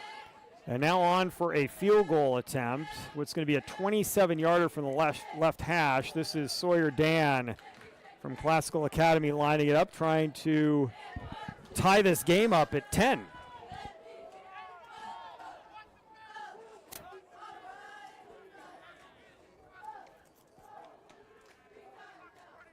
The holder is Jet Staley. Dan's kick on the way, and it is no good, but we've got a penalty marker. Okay, they roughed the kicker, so. They hit the kicker. Yeah, and I thought they couldn't rush on field goals, but okay. Well, someone came hard off the edge, and Dan ended up taking a little bit of a lick. Now on 4th down and 3, this is going to give the Blue Squad a first down. Yeah, either way, still. Running into the kicker, that's a 5-yard penalty. Yeah, it was only 4th and 4. And so now it's 1st and goal. So the drive stays alive with 7:07 to go here in the 3rd quarter. And instead of it trying to make it a 10-10 game, the blue team still has a shot at getting in the end zone and taking the lead back. Yeah, got to take advantage here. Yeah, Diesel Taylor's, he's ripping this ball. Yeah, I've been impressed with all the quarterbacks we've seen. I mean, especially given they've had a short week with barely any chance to get a playbook in. Again, with players they may have only had one practice with, don't really know the personnel well. All the quarterbacks have displayed good pocket knowledge. They're moving with the football pretty well. Yeah, and you can't go too deep into the playbook in a few days either. Taylor all by himself in the backfield. Now he's going to motion Staley behind him. He's going to tuck it away and try to run, and he will be tackled after about a yard to the 4-yard line. Good defense there. And, boy, we're saying the same names over and over again, but that time it's Isaiah McPherson. We've said McPherson quite a bit in this one. Obviously, Bowles, Charlie Berkeley on the red team defensively. We had Daniel Desmond a few times with the blue squad making tackles. Guys who are willing to stick their nose into the middle of things. Yeah, and that young fella from Crawford continues to make plays. Design run.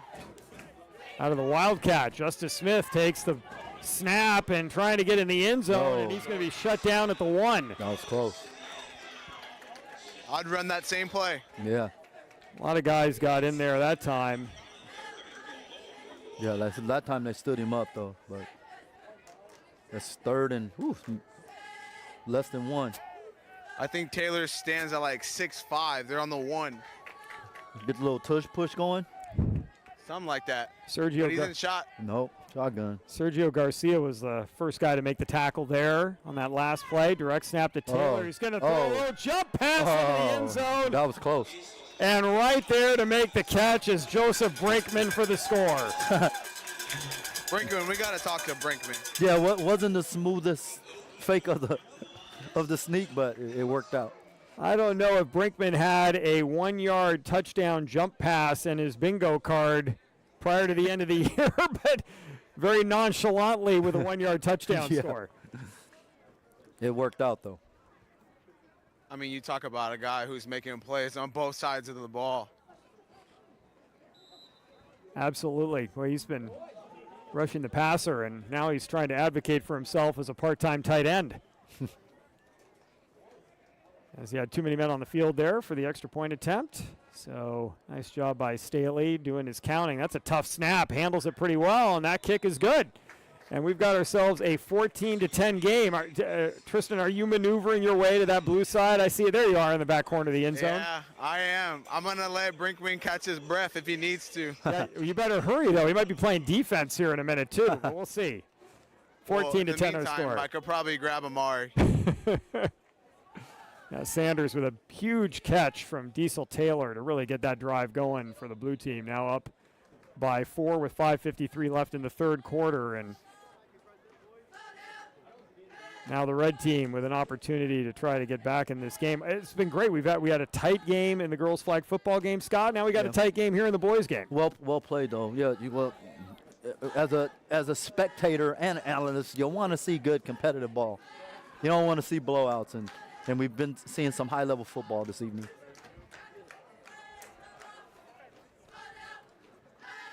Now set to kick off, Matthew Salgado, and you're going to get with Amari. Or you already have him, or do you need another minute? I got Amari Sanders All right here. All right, let's talk to him. Go ahead. So I'm with Amari Sanders, Mira Mesa. Amari, you're flying all over the field, man. You're catching the ball. It looks like you're having fun. Talk about this experience. It's a great experience, you know. I love playing both sides of the ball. It's a great experience competing with the best athletes in the county, and I'm having fun out there. It's football. It's a game. We were talking earlier, and I was talking to a coach, Yes, sir. and he told me that you told him, Coach, just put me on the field. I don't know if I want to play receiver or DB. Uh-oh. What do you want to actually play at the next level? What do I want to play? I want to play. I want to play receiver. See? Okay. Okay. But I mean, I also want to go to school, so I'm not against playing DB. But if I got to choose, I want to play receiver. That's a very good team player answer. Before I let you go, what's one thing you've learned or you're going to take away from this experience with these guys? One thing that I'm going to learn and take away with this experience is, you know, just having fun. I mean, it's a game, you know, like just playing with kids all around the county. Like it's fun at the end of the day. Good luck the rest of the game, man. Good luck in college. Yes, sir. Back to you guys. Well, that is a kid who's got things in the proper perspective. Absolutely. Just whatever you need, Coach. See, I told Answered your question, Coach. Yeah, I told you I think he's a receiver. Here's a first down handoff. He runs good routes. He's fast and he has good ball skills. Michael Yancey takes it out beyond the 41-yard line for a gain of 3. And he just ran on the field. He has that little bit of you know, you actually want a little swag, a little drip, a little cockiness from wide receivers. You know, if they don't, I actually question them if they're playing the right spot. You know, because that's kind of the nature of it. I think it should be noted as well, the multitasking. The kid just had a big catch, finished an offensive series, did an interview on live broadcast, and then comes out and plays DB. I mean, pretty remarkable. He's practicing for the next level. I mean, I'm not a coach, but that's the type of thing that makes me giddy. That's the type of guy that I can trust from the field. He's going to make a play. Exactly. Yancey again on the carry. That time he's going to be tackled by Aaron Altamirano out of El Cap. Another one of those El Cap defensive players who made quite a mark with the Vaqueros this year. Gain of 1 on the play, 3rd and 6.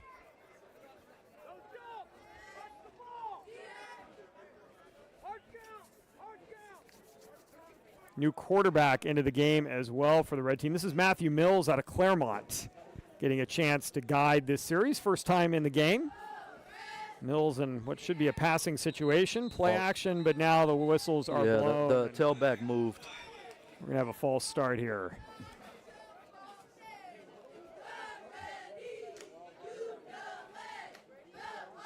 And that is the call. So Mills was a bright spot with the Chieftains. I believe his junior year, he actually was in El Centro. I'm not Southwest El Centro, I believe. And he came and transferred to Claremont. And while he was in there, they put up a lot of points. Reason I know, we played him, and he unfortunately got a collarbone injury in that game. But I had to really design a defense to keep him in the pocket. He has a good arm, he's tough, and he's mobile. Really good player. Third down now and 11 after the penalty. And a fumbled snap. And the blue team got it. Yeah, they say they have it. And Tristan, you're all over it. Another turnover. Yeah, jinxed him. They were in shotgun the whole time, too, so he's not used to being under center. Yeah, and that's something that you don't see a lot of anymore is guys making their acquaintance with their center directly during the course of a game. Certainly can make the victory formation a little interesting at the end of the game. Yeah, when they're right. Shotgun all game long. Yeah. I think teams you got to be able to do it, but a lot of teams don't, even inside the 5-yard line, 3-yard line. And I don't know, I feel bad for that center because that's when everybody puts in extra D linemen, but that's when you get mishandled snaps a little more often than not. But here, he's not used to being under center, and a few days of practice, cold. It's a cold night. His hand, look, he's trying to warm up his hands. He's not wearing gloves. His hands are probably still cold. So I hope the young man gets another opportunity next series. I know that was Aaron, but I think I want to talk to Brinkman. It's a 53-degree night here in San Diego. Is Taylor staying in the game? Going to throw another deep ball, looking for his main man. Almost intercepted. Wow, that's a good defensive play. Sanders was the target, but instead in coverage on the play was Raul Moreno out of Montgomery. Yeah, good coverage by Moreno, but I think that's so in college quarterback's going to throw that ball about 5 yards farther, and Amari might be able to go get it. And that's just, again, probably Taylor getting used to the fact that Sanders is going to track that ball down. Yeah, throw it out in front, let him go get it. Good play by the DB, though. We also have a penalty marker on the play, though. A holding penalty is going to go against the blue team. So even if that had been a completion, it would have been called back. Now the ball back at the 46-yard line, first down and 20.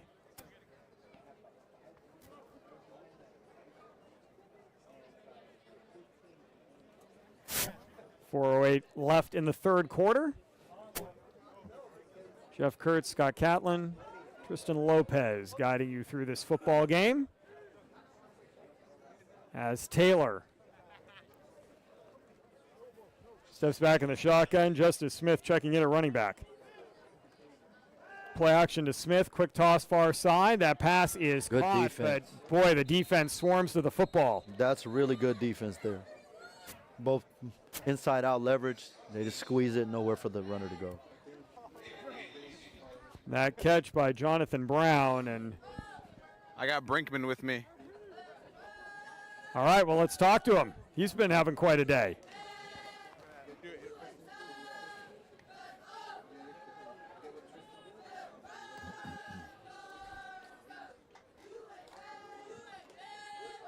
Unless they're about to send him back out on the field. Well, we'll see if we can get Brinkman in just a moment. As here it's second down and 20. Taylor after that short completion.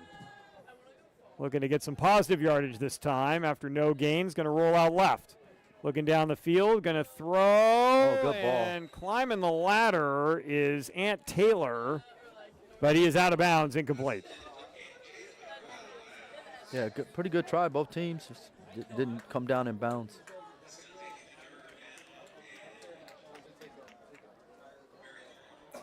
So third down and 20.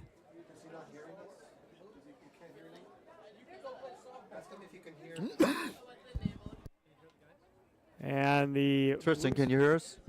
Yeah, I'm here with Joseph. okay. So I'm here with Joseph Brinkman. Joseph, all over the field, scored a touchdown. You're pressuring the quarterback. You just told me you were top 5 in sacks in the county, and you're showing it. You're having fun. Talk about this experience. You know, just playing with like competition, people you played against before, they're on your team. You know, that competition just boosts you, just makes you play better. So I just feel like I'm playing better out there. What are you lining up and what are you seeing out there when you're lining up and you're trying to get the quarterback? Just Shades of Fran Tarkenton. kind of getting off a little slow, so I'm just coming faster on the edge, trying to get to that QB. What do you love about football that people might not see from the outside? You know, that feeling that you get after a sack, people can't feel that often. So it's just you just chase that. And I'm sure you're aspiring to play at the next level. Yeah, definitely. Enjoy the rest of this experience, man. Keep balling out, all right? Thank you. Back to you guys. Thanks. That play was an adventure. Yeah, that Diesel Taylor with a 10-yard gain and probably traveled about 60 to get it. He was all over the place trying to make that happen. As Kristen Lopez talking to Joseph Brinkman from Otay Ranch High School, talking about, as we have a timeout on the field, having the experience of a sack is not something that a lot of people get to experience. So, folks, don't try that at home. Don't go tackle your spouse accidentally or grab your child in the hallway and say, "You're sacked." Right. Don't try to recreate that experience in your house. But, boy, Brinkman has been all over the field tonight, Scott, hasn't he, defensively? I mean, he's been flying around, and you could see why Otay Ranch was so happy to have him at their high school. Yeah, he's motor player. Yeah, high energy. He's got high the energy frame all the time. Here, he's got the motor. He's just another guy that probably needs a shot in showing that he can play. Well, guys are certainly showcasing their talents tonight. I've been impressed with everybody we've seen so far. I mean, Taylor there with that scramble. I mean, I don't know. That'd probably make a college coach have some heart palpitations, but he ends up with 10 yards. I think the one thing, though, is you find that as you move up to the collegiate level, is guys get faster. So that play probably not there. Probably the coaching, I would assume, would be throw it away. Yeah. Throw it away. Eat it. Save yourself the energy. Yeah. Speaking of coaches, I think we're going to grab a college coach and get a little insight of what he's seeing tonight. Okay. Awesome. That can work. As Taylor on 4th down and 10. Blue squad electing to go for it. Smith in the backfield. Here comes the pressure. Blitz coming. Taylor going to throw. Good throw. And Sanders the catch at the 20. First down. That's an excellent throw from the opposite hash. The deep out, excellent throw. Boy, once again, that Taylor to Sanders connection. I don't know if Taylor is looking at Bemidji or not, or where. Right. But if package deal. Really, Sanders is like, wherever he's going, I'm going. Or maybe Taylor's saying that. And then Taylor's going to start campaigning for Sanders to play receiver and not defensive back. Excellent. This could work out for everybody. Absolutely. On 1st down, Smith the carry running to the right-hand side, trying to get to the corner. Great pursuit. Good. What an open field tackle. Outstanding job by Caleb Ore. Yeah, and that's when Red's at their best. You try to run lateral on them. They good pursuit, good team good speed on defense. That's a loss of 4 yards. You guys mentioned Taylor and Rogers. I mean, for you to practice with someone for 3 or 4 days and then get on the same page, why wouldn't you want to play the next level with them? Right. Yeah. Instinct chemistry. Yes, and hard to find. From a receiver to a quarterback, that is very hard to find.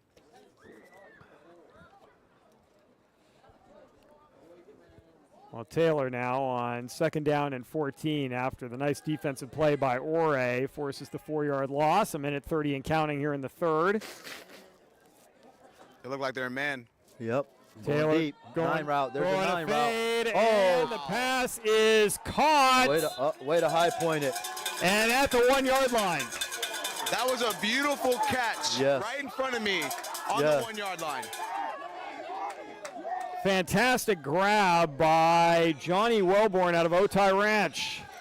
Another kid from Otay who is really good. Yeah, I believe he's the one that, when their quarterbacks went down, actually stepped in and played quarterback sometime. Yeah, he's definitely marked as an athlete. Really good player. Tristan, I'm surprised you didn't grab him right after the catch for an interview. That was a fresh We play. can. He might go back in. That's right. He's in the middle of an offensive series. I don't know. Yeah. You were well yeah. positioned, though. First and goal from the Beautiful one. Look. First and goal from the 1 yard line. And Smith in for a direct snap, running to the right, and he's going to plow into the end zone for a touchdown. Impressive drive.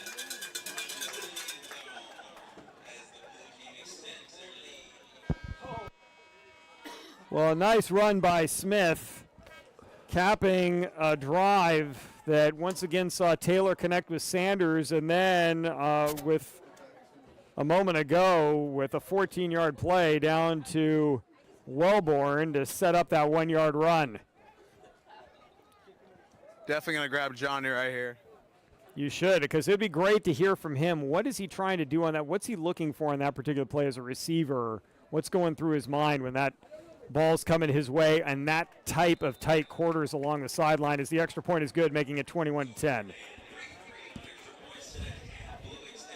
He might be going on kickoff. So we'll see.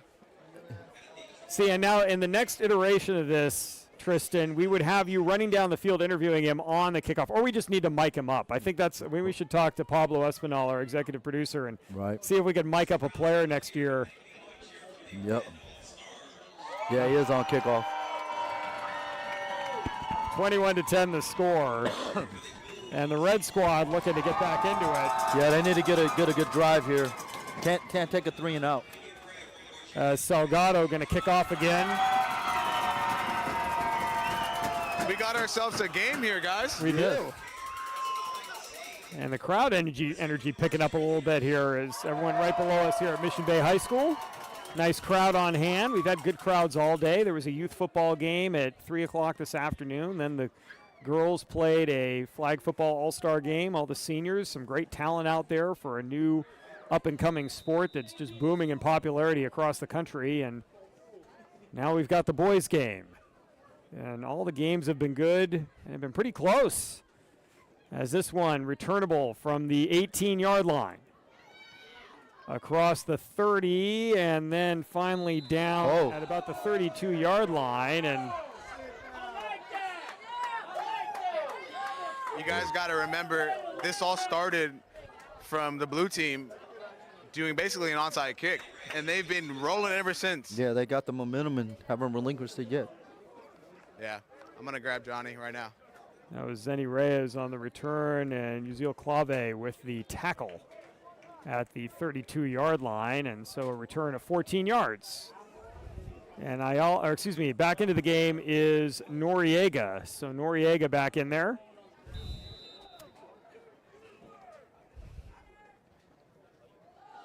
And then late arrival is Matthew Orasek from the Classical Academy into the game.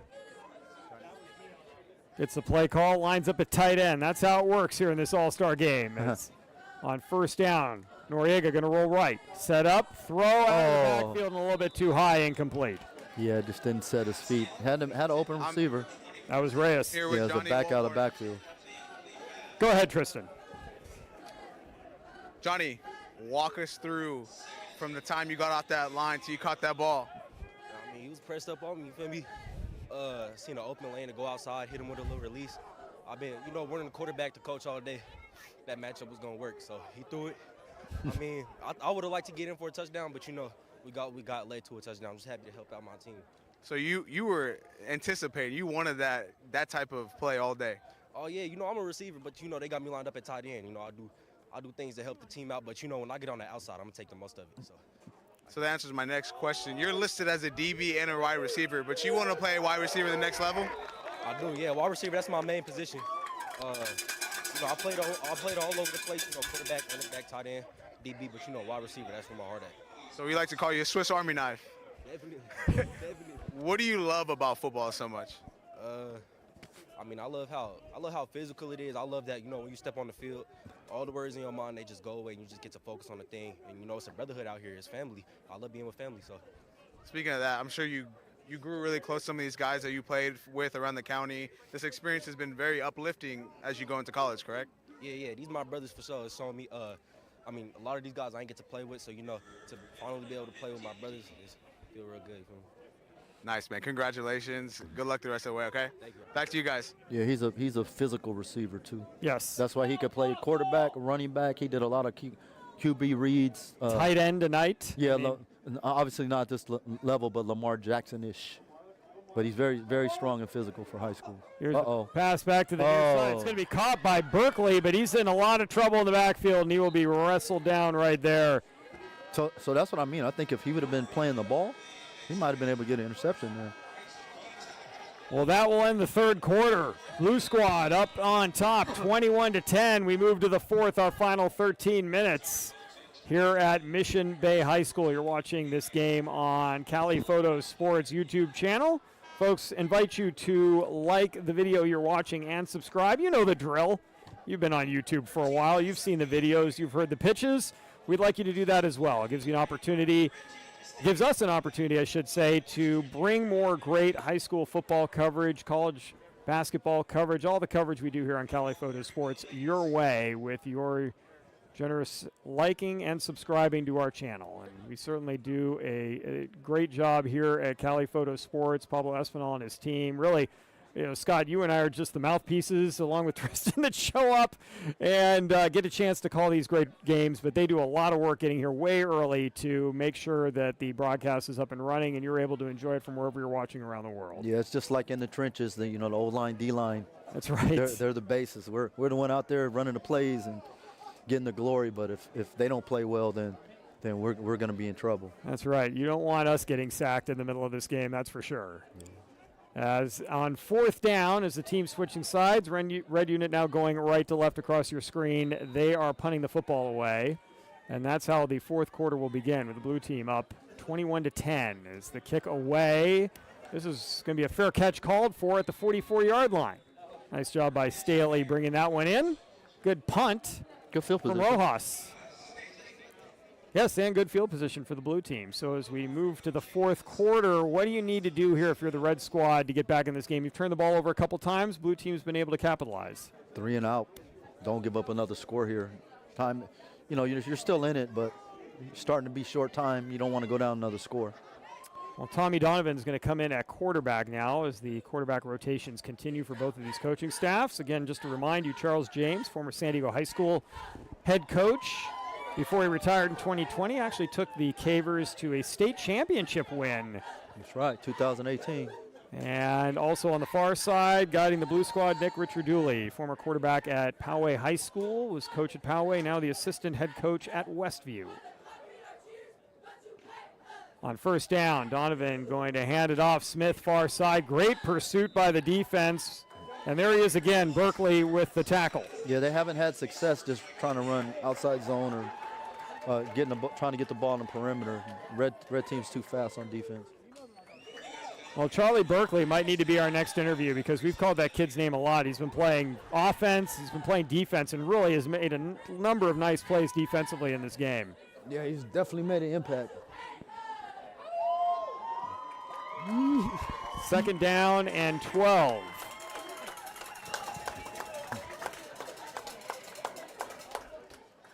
Donovan with a split backfield.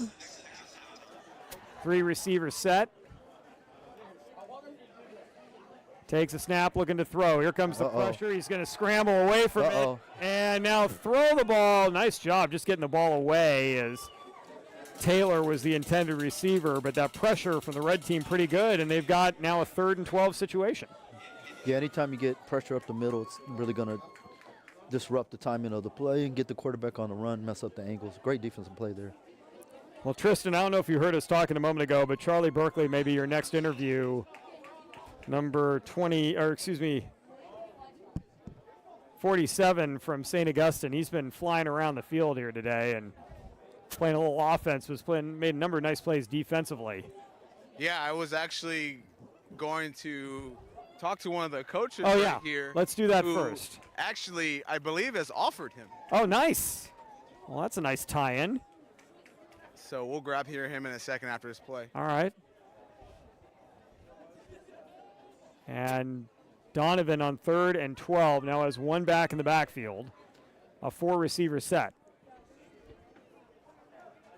And now you got a lot of movement. It'll be 3rd and a long way.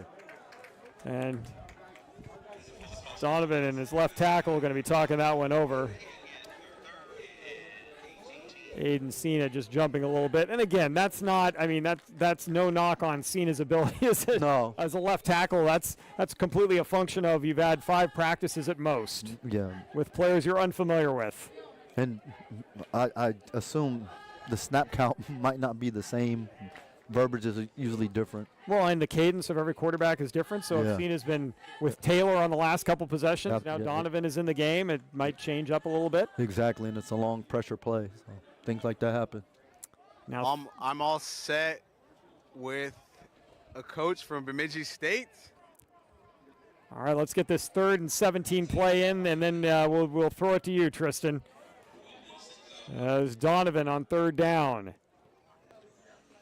Takes the snap, looking down the middle of the field, and just misses his receiver across the middle, and that was Garcia, and we'll toss down to Tristan Lopez on the sideline. Tristan? Yeah, guys, I'm here with my personal friend, old teammate, but corners coach for Bemidji State, Mr. Brandon Brooks. Brandon, you played in this game with me 10 years ago. Talk about the full circle moment. I mean, man, it's a cool opportunity for these guys to, come out and showcase their talents, maybe one last time, they might get another opportunity with another bowl game, but, just lay it all out there, right? There's, myself, other college coaches here watching, right? Prepared to give guys, those opportunities. So I think this means everything. What are you looking for in a player when you come out here? Honestly, just their true instincts, right? Just them being able to come in and pick up a system within 1 week's time, right? Both teams have new head coaches or completely new staffs. Just being able to get in, get the system, and show that they can play football. What's one piece of advice you give to these kids as they leave this experience and prepare for college? Just never live a life of what if, right? Just maximize every opportunity you get, right? I like to say, of opportunity, they just close and close. So just maximize it and have fun while doing it. Thanks, Coach. You heard it here, straight from a college coach's mouth. Out here looking for talent. Back to you guys. Good advice. Yeah, everyone's spitting wisdom today. Yeah, man. Scott, holy cow. I got to be writing all this stuff down. Put it on the loop and listen to it in the car when I'm driving. No kidding. My motivational speeches. We're going to have to talk to Pablo about putting all these Tristan interviews together because all these kids and coaches are giving life advice that everyone should be paying attention to. Yeah. We can definitely put a highlight reel for me, That'd be my first. That'll work. Here's the pass. Oh, that looked a little early to me. And we've got a penalty marker. It's going to fly in. It's going to be pass interference. Good call as that pass was intended for Austin Heisch. That last interview is funny because that's my best friend. That's my teammate. That's someone I grew up with. And it's funny to see him. He has his own room. He's at a D2 running his own group of guys, and he's out here looking for talent where he grew up and where he became good. Now, and talk a little bit about when you guys played together in this game 10 years ago, you said. What position was he playing at the time? How did you guys connect? And how have you maintained that friendship over the last decade? I mean, we met freshman year. I didn't play freshman ball. He did. My mom didn't have me in the state at the time, but we just grew close. We became captains. We became leaders, and we both played college football.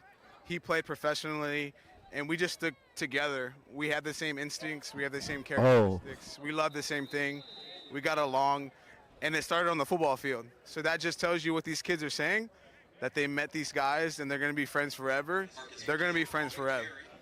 Marcus McHale with that last carry, a gain of 4 yards to the 40-yard line after the pass interference penalty sets up a first down for the red team. Well, that's just great insight because you think about it, at some point we all stop playing.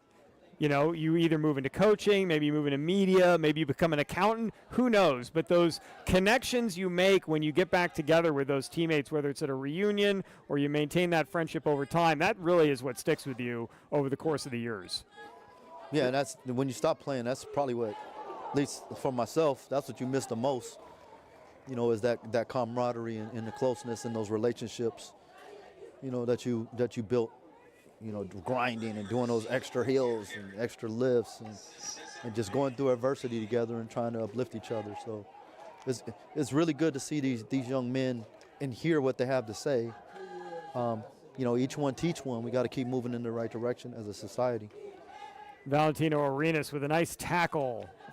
San Diego High School product his senior year, makes the play on that last one, stopping a potential first down, setting up a 3rd down and 3.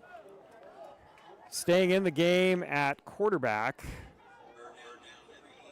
is Matthew Mills. So Mills is getting a second series here for the red team, trying to get his team back in the game. 10 minutes and counting here in the 4th quarter. Mills, a little bit of a busted play, and now a tackle in the backfield as jumping all over that was Marlon Ames.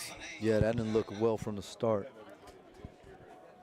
Yeah, some of those timing and double reverse type moves, or fake a handoff one direction with an end around and then go inside on a handoff to somebody else. Those are real timing plays that with not a lot of practice, that's the end result. Yeah, often in a all-star game especially, less is more. So the red team now having to punt the football away in a 4th and 8 situation with a loss of 5. Yeah, and that's the right decision with 9 minutes left. I tried to grab Charlie, but he's on every sort of side of the ball. He's on special teams, he's on offense, he's on defense. He's listed as a running back, fullback, wide receiver, linebacker, and DB.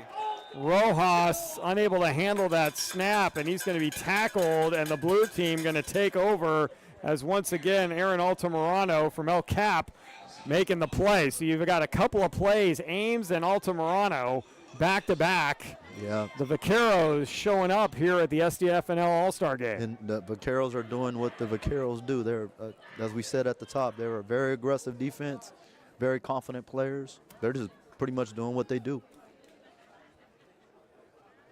And now the blue team, boy, once again, Scott, starting deep in the red team's territory. And yeah, turnovers this close to your end zone are usually killers.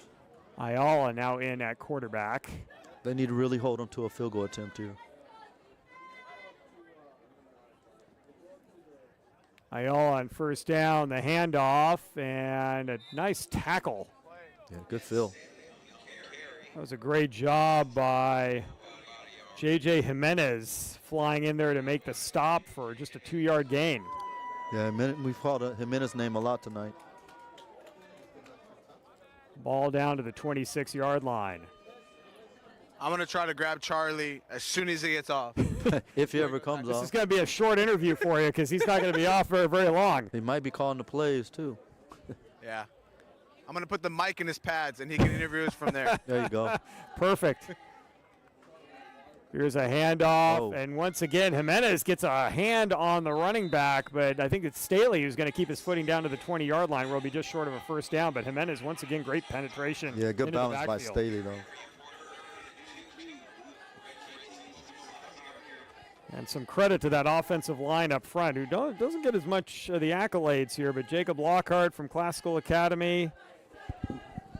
Saw Ryan Rodriguez from Valhalla High School out there on the defensive line. Jonathan Lama from Christian. Aiden Sina, who's playing both ways out of Olympian High School, also getting a chance to get some playing time. And offensive line really has to communicate well with each other to have a game plan be effective, doing a nice job. Here is Ayala sprinting out left, and there's some guys in jerseys he didn't want to see waiting for him. That's going to be a big loss. Yeah, that team's speed. That's one thing about Red. They're fast on defense. And it was Berkeley there first, really providing a nice edge there to make the tackle.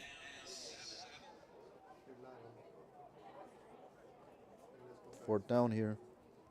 And boy, you're now at, this would be a 42-yard attempt if you want to try a field goal, but it looks like they're going to keep the offense on. Ayala jogs back out. So maybe if they hadn't gained any ground on the last play, they might have tried a field goal from here, Scott. But given that they lost some yardage, red team's going to take the timeout with 6:54 to go. Which also gives blue team a chance to think about what they want to do.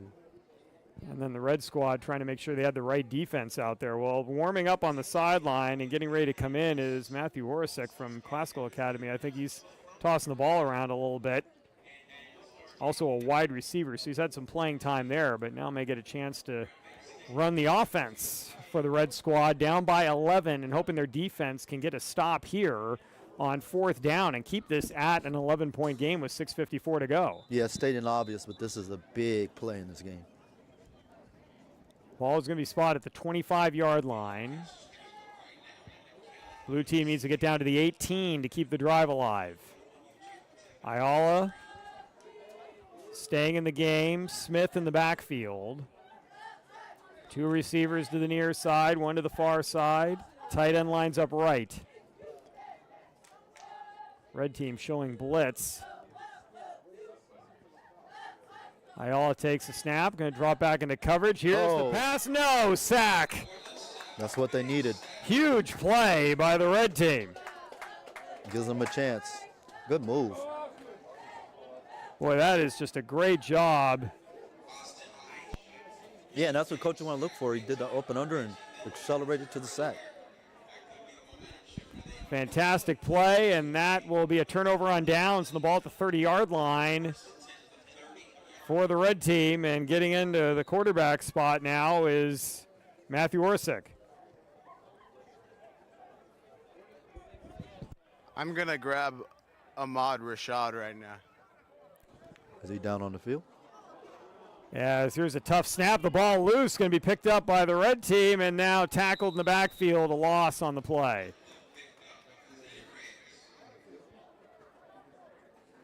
Now, which Ahmad Rashad are you getting? Are you getting Ahmad Rashad the third, or are you getting Ahmad Rashad? Third. All right. Oh, you got to specify, buddy. That's right, number 7 out of Hoover High School. Well, good. We've talked to his grandfather. Why not talk to the grandson as well?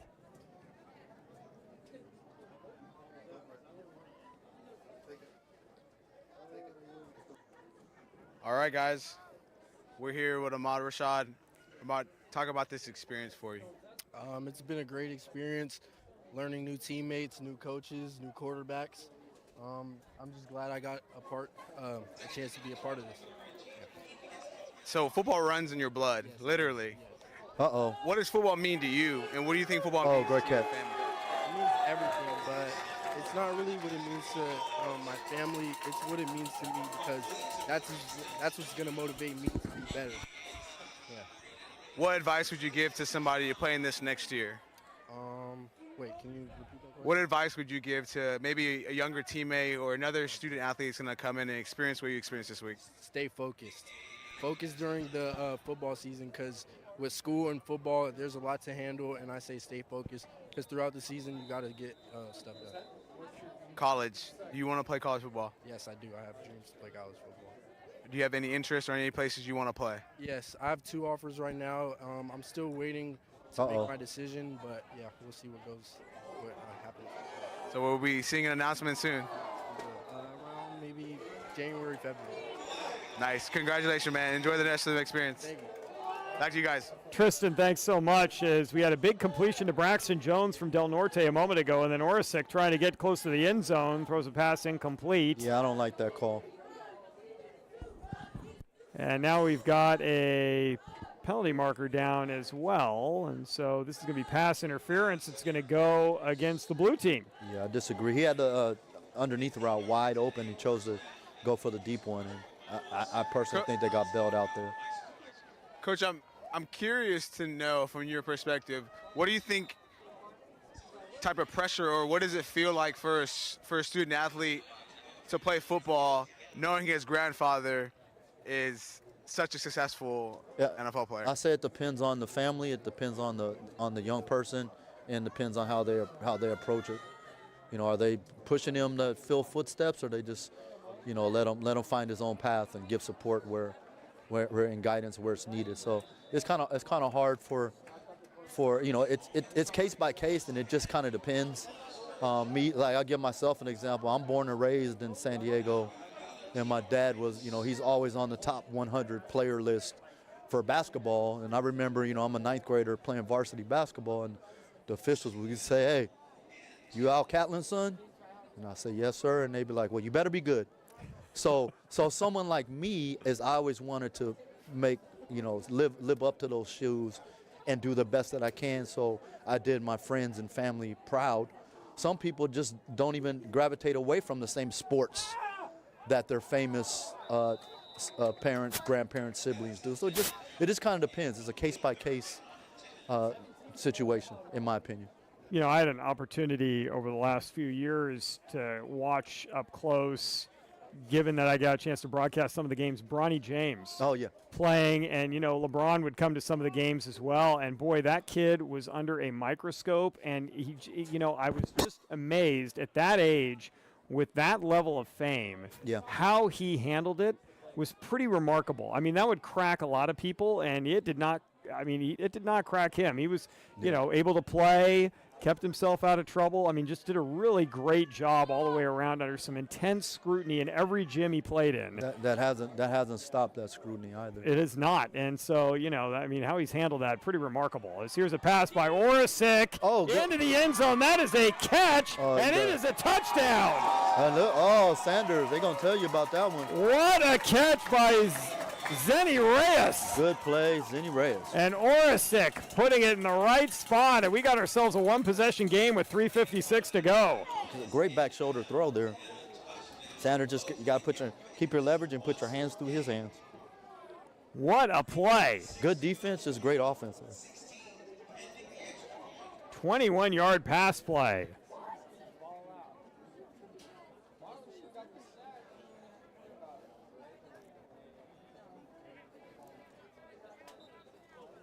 And here's the extra point try to make this 21-17. Kick on the way, and that is good from Rojas. And so 21-17 the score. Just with that, to follow up on the scrutiny with Bronny James, is I have an interesting perspective with that. Is you know, my nephew played the AAU circuit, and then LeBron saw him playing on another team. And he was like, hey, Mikey, you need to come play on my team. So for a while, Bronny and Mikey were on the same team. Oh, interesting. And LeBron kind of take Mikey under his wing. So that relationship has fostered since they've been in the 8th grade. So it's good for especially those guys who are in the spotlight, you know, that they really need to learn that they have other people that they can, you know, have conversations with that they know aren't going to get out.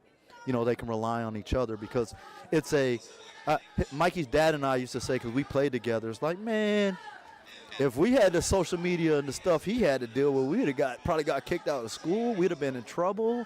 You know, these guys everything they do is filmed and tracked, and you really got to be careful. You absolutely do. And great that LeBron, who was really a trailblazer in that, at least for basketball at the high school level, right as that was kind of coming online and really you know, and lived up to all the hype as well.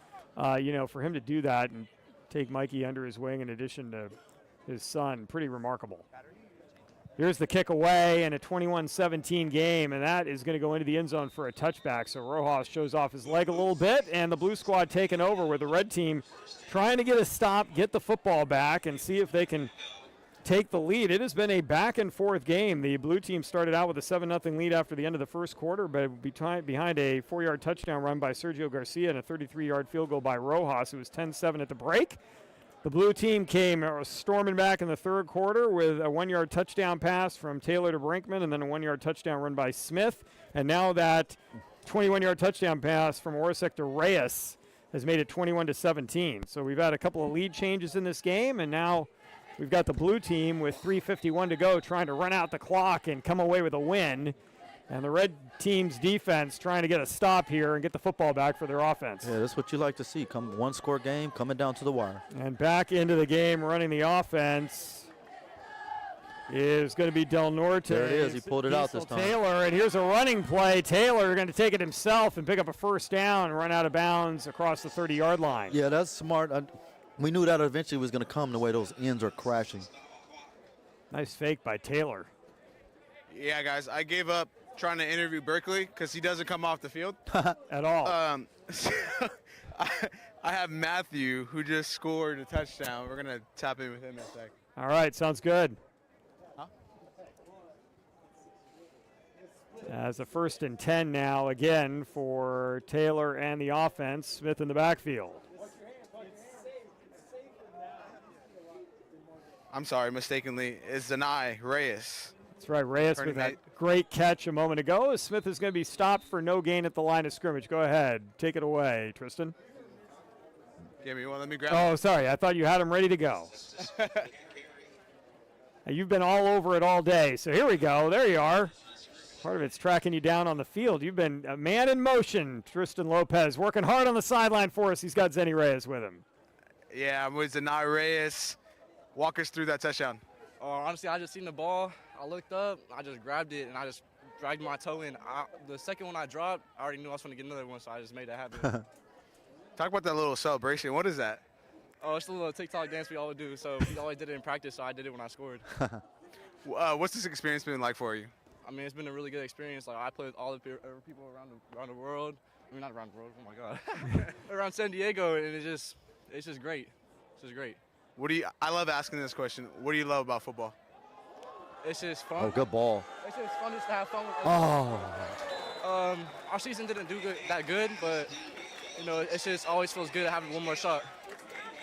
Good luck the rest of the game, man. Thank you. Appreciate it. Back to you guys. All right, thanks, Zenny Reyes. Yeah, that was a dot. You got to catch that in that crunch time. Yeah, Taylor to Taylor, almost pulling it in at the 30-yard line, but couldn't find the handle, and it's now going to be third down. Yeah, that was your moment to shine, son.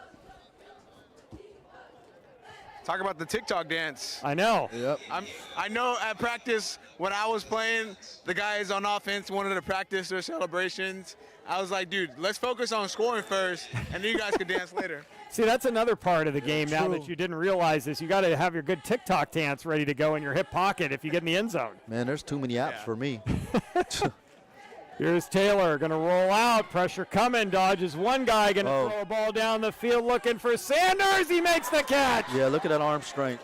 And comes back to the football. And Sanders coming back to the ball. So you just put it up and he goes and gets it. I'm going to take a shot in the dark here and says Sanders has at least over 150 yards. Yeah, all his plays are long plays. Yeah, and I think most of them have come from Taylor. Yeah. 2:30 to play, big first down. That was a huge third down conversion and flips the field completely. So instead of the red team maybe getting a chance to force a punt, get the ball back right around the 40-yard line, instead their defense still out on the field. And huge play. That's a big-time play by Taylor connecting with Sanders. He did a great job, Scott, coming back for the football. Yeah, and so just the instincts and wherewithal to show you, let the quarterback see you and run to a spot where you have a chance to get the completion. Always come back to the ball. Let the quarterback see you. Great play. Justice Smith going to run the Wildcat here, and protect the football is the key. He's going to dive forward for a few yards, take it just shy of the 30-yard line with a minute 45 to go. I'm going to have to talk to Bidjimi State and make sure they take Taylor with Amari. Yeah, seriously. Right? Bemidji State's going to clean up today, Tristan. I mean, they're just going to sweep the field. Package deals. That's the way to do it, too. We've got guys from the same area. Well, I hope they've got a lot of pens they brought with them for all the offers they're throwing around. That's a lot of signing that's going to take place. I mean, my buddy told me he's got some offers to give out tonight. Well, that's another one. That's like winning the high school lottery here, as Taylor's going to keep it himself, duck down, and maybe you see the red team call timeout here, and that's what they're going to do with a minute. Well, now a couple extra seconds ran off the clock, but a minute 6 to go, and another third down coming up here, and the red team trying to keep their hopes alive, trailing by 4. But boy, Scott, you do another running play here, or what do you try to do? I've got to think you try to keep the clock moving and try to burn that last timeout. Yeah, try to keep the clock moving, and if anything, if you want to fake the handoff and get the quarterback on the move where he has the option to, dump it off, eat it, but don't do anything crazy here. Don't risk a turnover. Well, folks, at the conclusion of today's game, Tristan Lopez will have an interview with the MVP from the winning team. Right now, the blue team in front. There are a lot of candidates, certainly, for player of the game and MVP of this one. Yeah, a lot of great individual performances. Yeah, absolutely. Yeah, Amari's in that conversation. Taylor's in that conversation. He does have that touchdown Johnny pass. Brickman.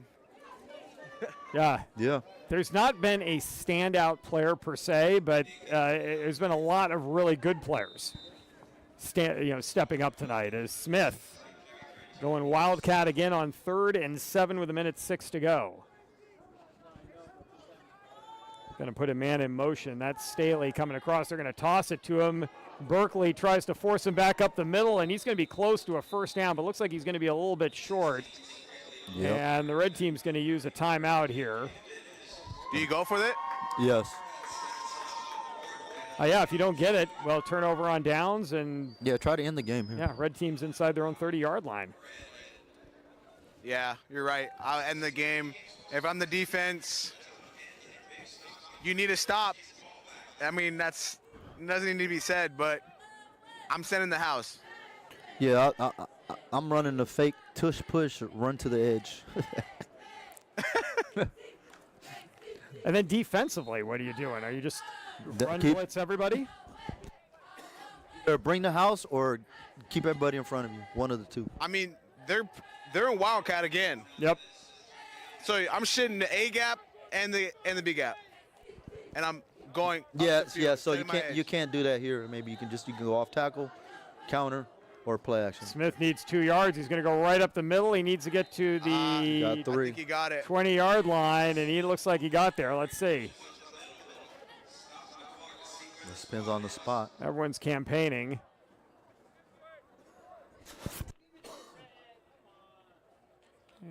And the blue team's campaign, the red team's, there's a lot of advocacy going on. But yeah, so he's Wow. And it's a first down for the blue squad.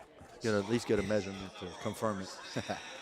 Well, our officiating crew, getting a chance to do this all-star game, has done a nice job. Our referee's been Scott Carroll tonight, the umpire Jeff Ukranitz. The head linesman is Greg Covington, the line judge is Matt Freitas, and the back judge has been Justin Wesley. And honor for these guys to come in and do an all-star game as well, step in and referee the last football game of the year, and not just the school year, but literally the calendar. 2024 coming to a close, and folks, we hope you have had a good holidays and have a happy new year as well, as under 30 seconds left in the game and an opportunity for a victory formation for the blue squad is Taylor back in the game at quarterback. Yeah, stay safe and always be decent to other people.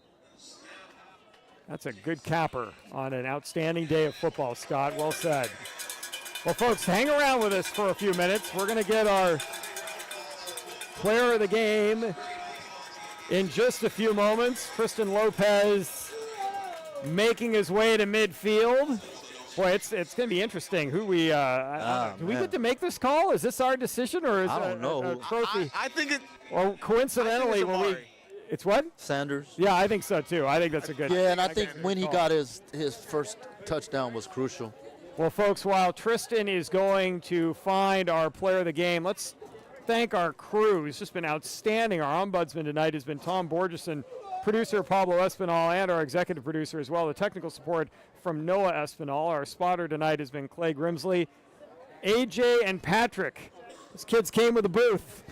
Nice. We like them.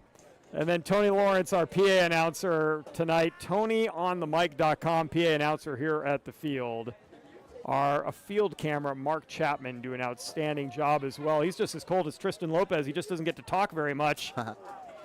And now we've got First-class production as always. yeah, just outstanding crew here. Well before we get here, Scott, you and I, they are out here making it all happen and just doing really great work all the way around. And boy, I got insight. okay. Okay. Did we have any votes in this thing, or is it all just kind of we got lucky the last time? I just asked the head coach, "Who's your MVP?" And he said Diesel. Okay. Well, But that works we'll as well. see what they announce. I mean, Taylor had a great game. He had the touchdown pass, and then he threw some big passes down the field, hitting Sanders. Yeah, it's a super close vote. It is. It is. I don't know how much our votes count, to be honest. I mean, we picked the girls' game player of the game, but we could have just been coincidentally fortunate Right, to right. do that and nail that. So But we'll see who makes the call down there. And Tristan, if you have any insight, this is certainly a pretty good teaser we're throwing out there for the folks still watching. Yeah, and there's an argument that can be made for 3 or 4 guys. Absolutely, absolutely. So I'm okay with whatever way they go. Yeah. I think they've gone co-MVP in the past. Okay. So that might happen. We'll see what they do. Look, if you've got trophies to hand out and you've got 2 of them, you might as well. Right. Well, 21-17, our final score. I'd like to thank the folks at SDFNL as well for putting together just a fantastic all-star game. They've been doing it for years now, and the crowd is certainly into it, and it's well run, very well organized, and they've done a fantastic job over the years putting together a great magazine that tracks go to SDFNL.com. I mean, great insight on football here in the San Diego section. You get all the lowdown, and there's a lot of great publications out there producing great work following San Diego high school sports. But SDFNL certainly stands out amongst all the football publications that have existed and the work they put in for these student athletes. Yeah, and for me, they're good people that run it. For those who know me, I'm really big on, how are you, what are you as a person, and they're a really good group of people, and they care about the youth, and that's why they always put out a good product. And I mean, they do a lot in the community. Everybody should check it out. Some of the things they do, and like they do on the Kickoff Classic, they'll do a food drive. Your entry to the games are bring a food item for the homeless, for people who need meals. So really good group of guys who run SDNFNL. Yeah, and that's Kickoff Classic takes place in August every year, and invite you to check that out next year. Even if you're just a football fan looking for great high school football in the local area and seeing teams begin their season, that's a great way to go. And you can tell the caring that gets put into this event as well. And certainly, folks, follow them on Instagram, on Facebook, on all your social media channels, in addition to just visiting the website. As the Blue Squad coming away with a 21-17 win. Tristan Lopez maneuvering his way down the field as the SDFNL staff talking to both all-star teams here, the red and the blue team, and wrapping up the day's work. And looks like. Go ahead, Tristan. You've got some insight down there for us. We got Diesel Taylor, MVP of the blue.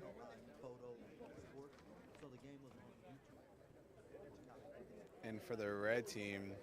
Is that Avery Morris from Mount Miguel? Avery Morris from Mount Miguel.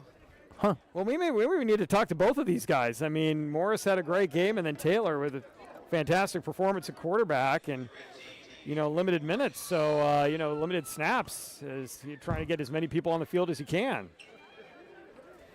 So it'd be good to talk to both of those guys and get their insight if at all possible. Yeah, I'll grab them both. All right. Tristan Lopez, one of the hardest working sideline guys in the business, also maneuvering through cold weather, but he was prepared tonight for certain. As cold weather, I suppose, is relative, Scott, as we all know. If people are in Pennsylvania watching this, they're like, cold weather, you should talk to us. But for San Diego, they'd be in shorts and the tank top out here. They would. They'd be like, this is paradise. What are you talking about? Thank you.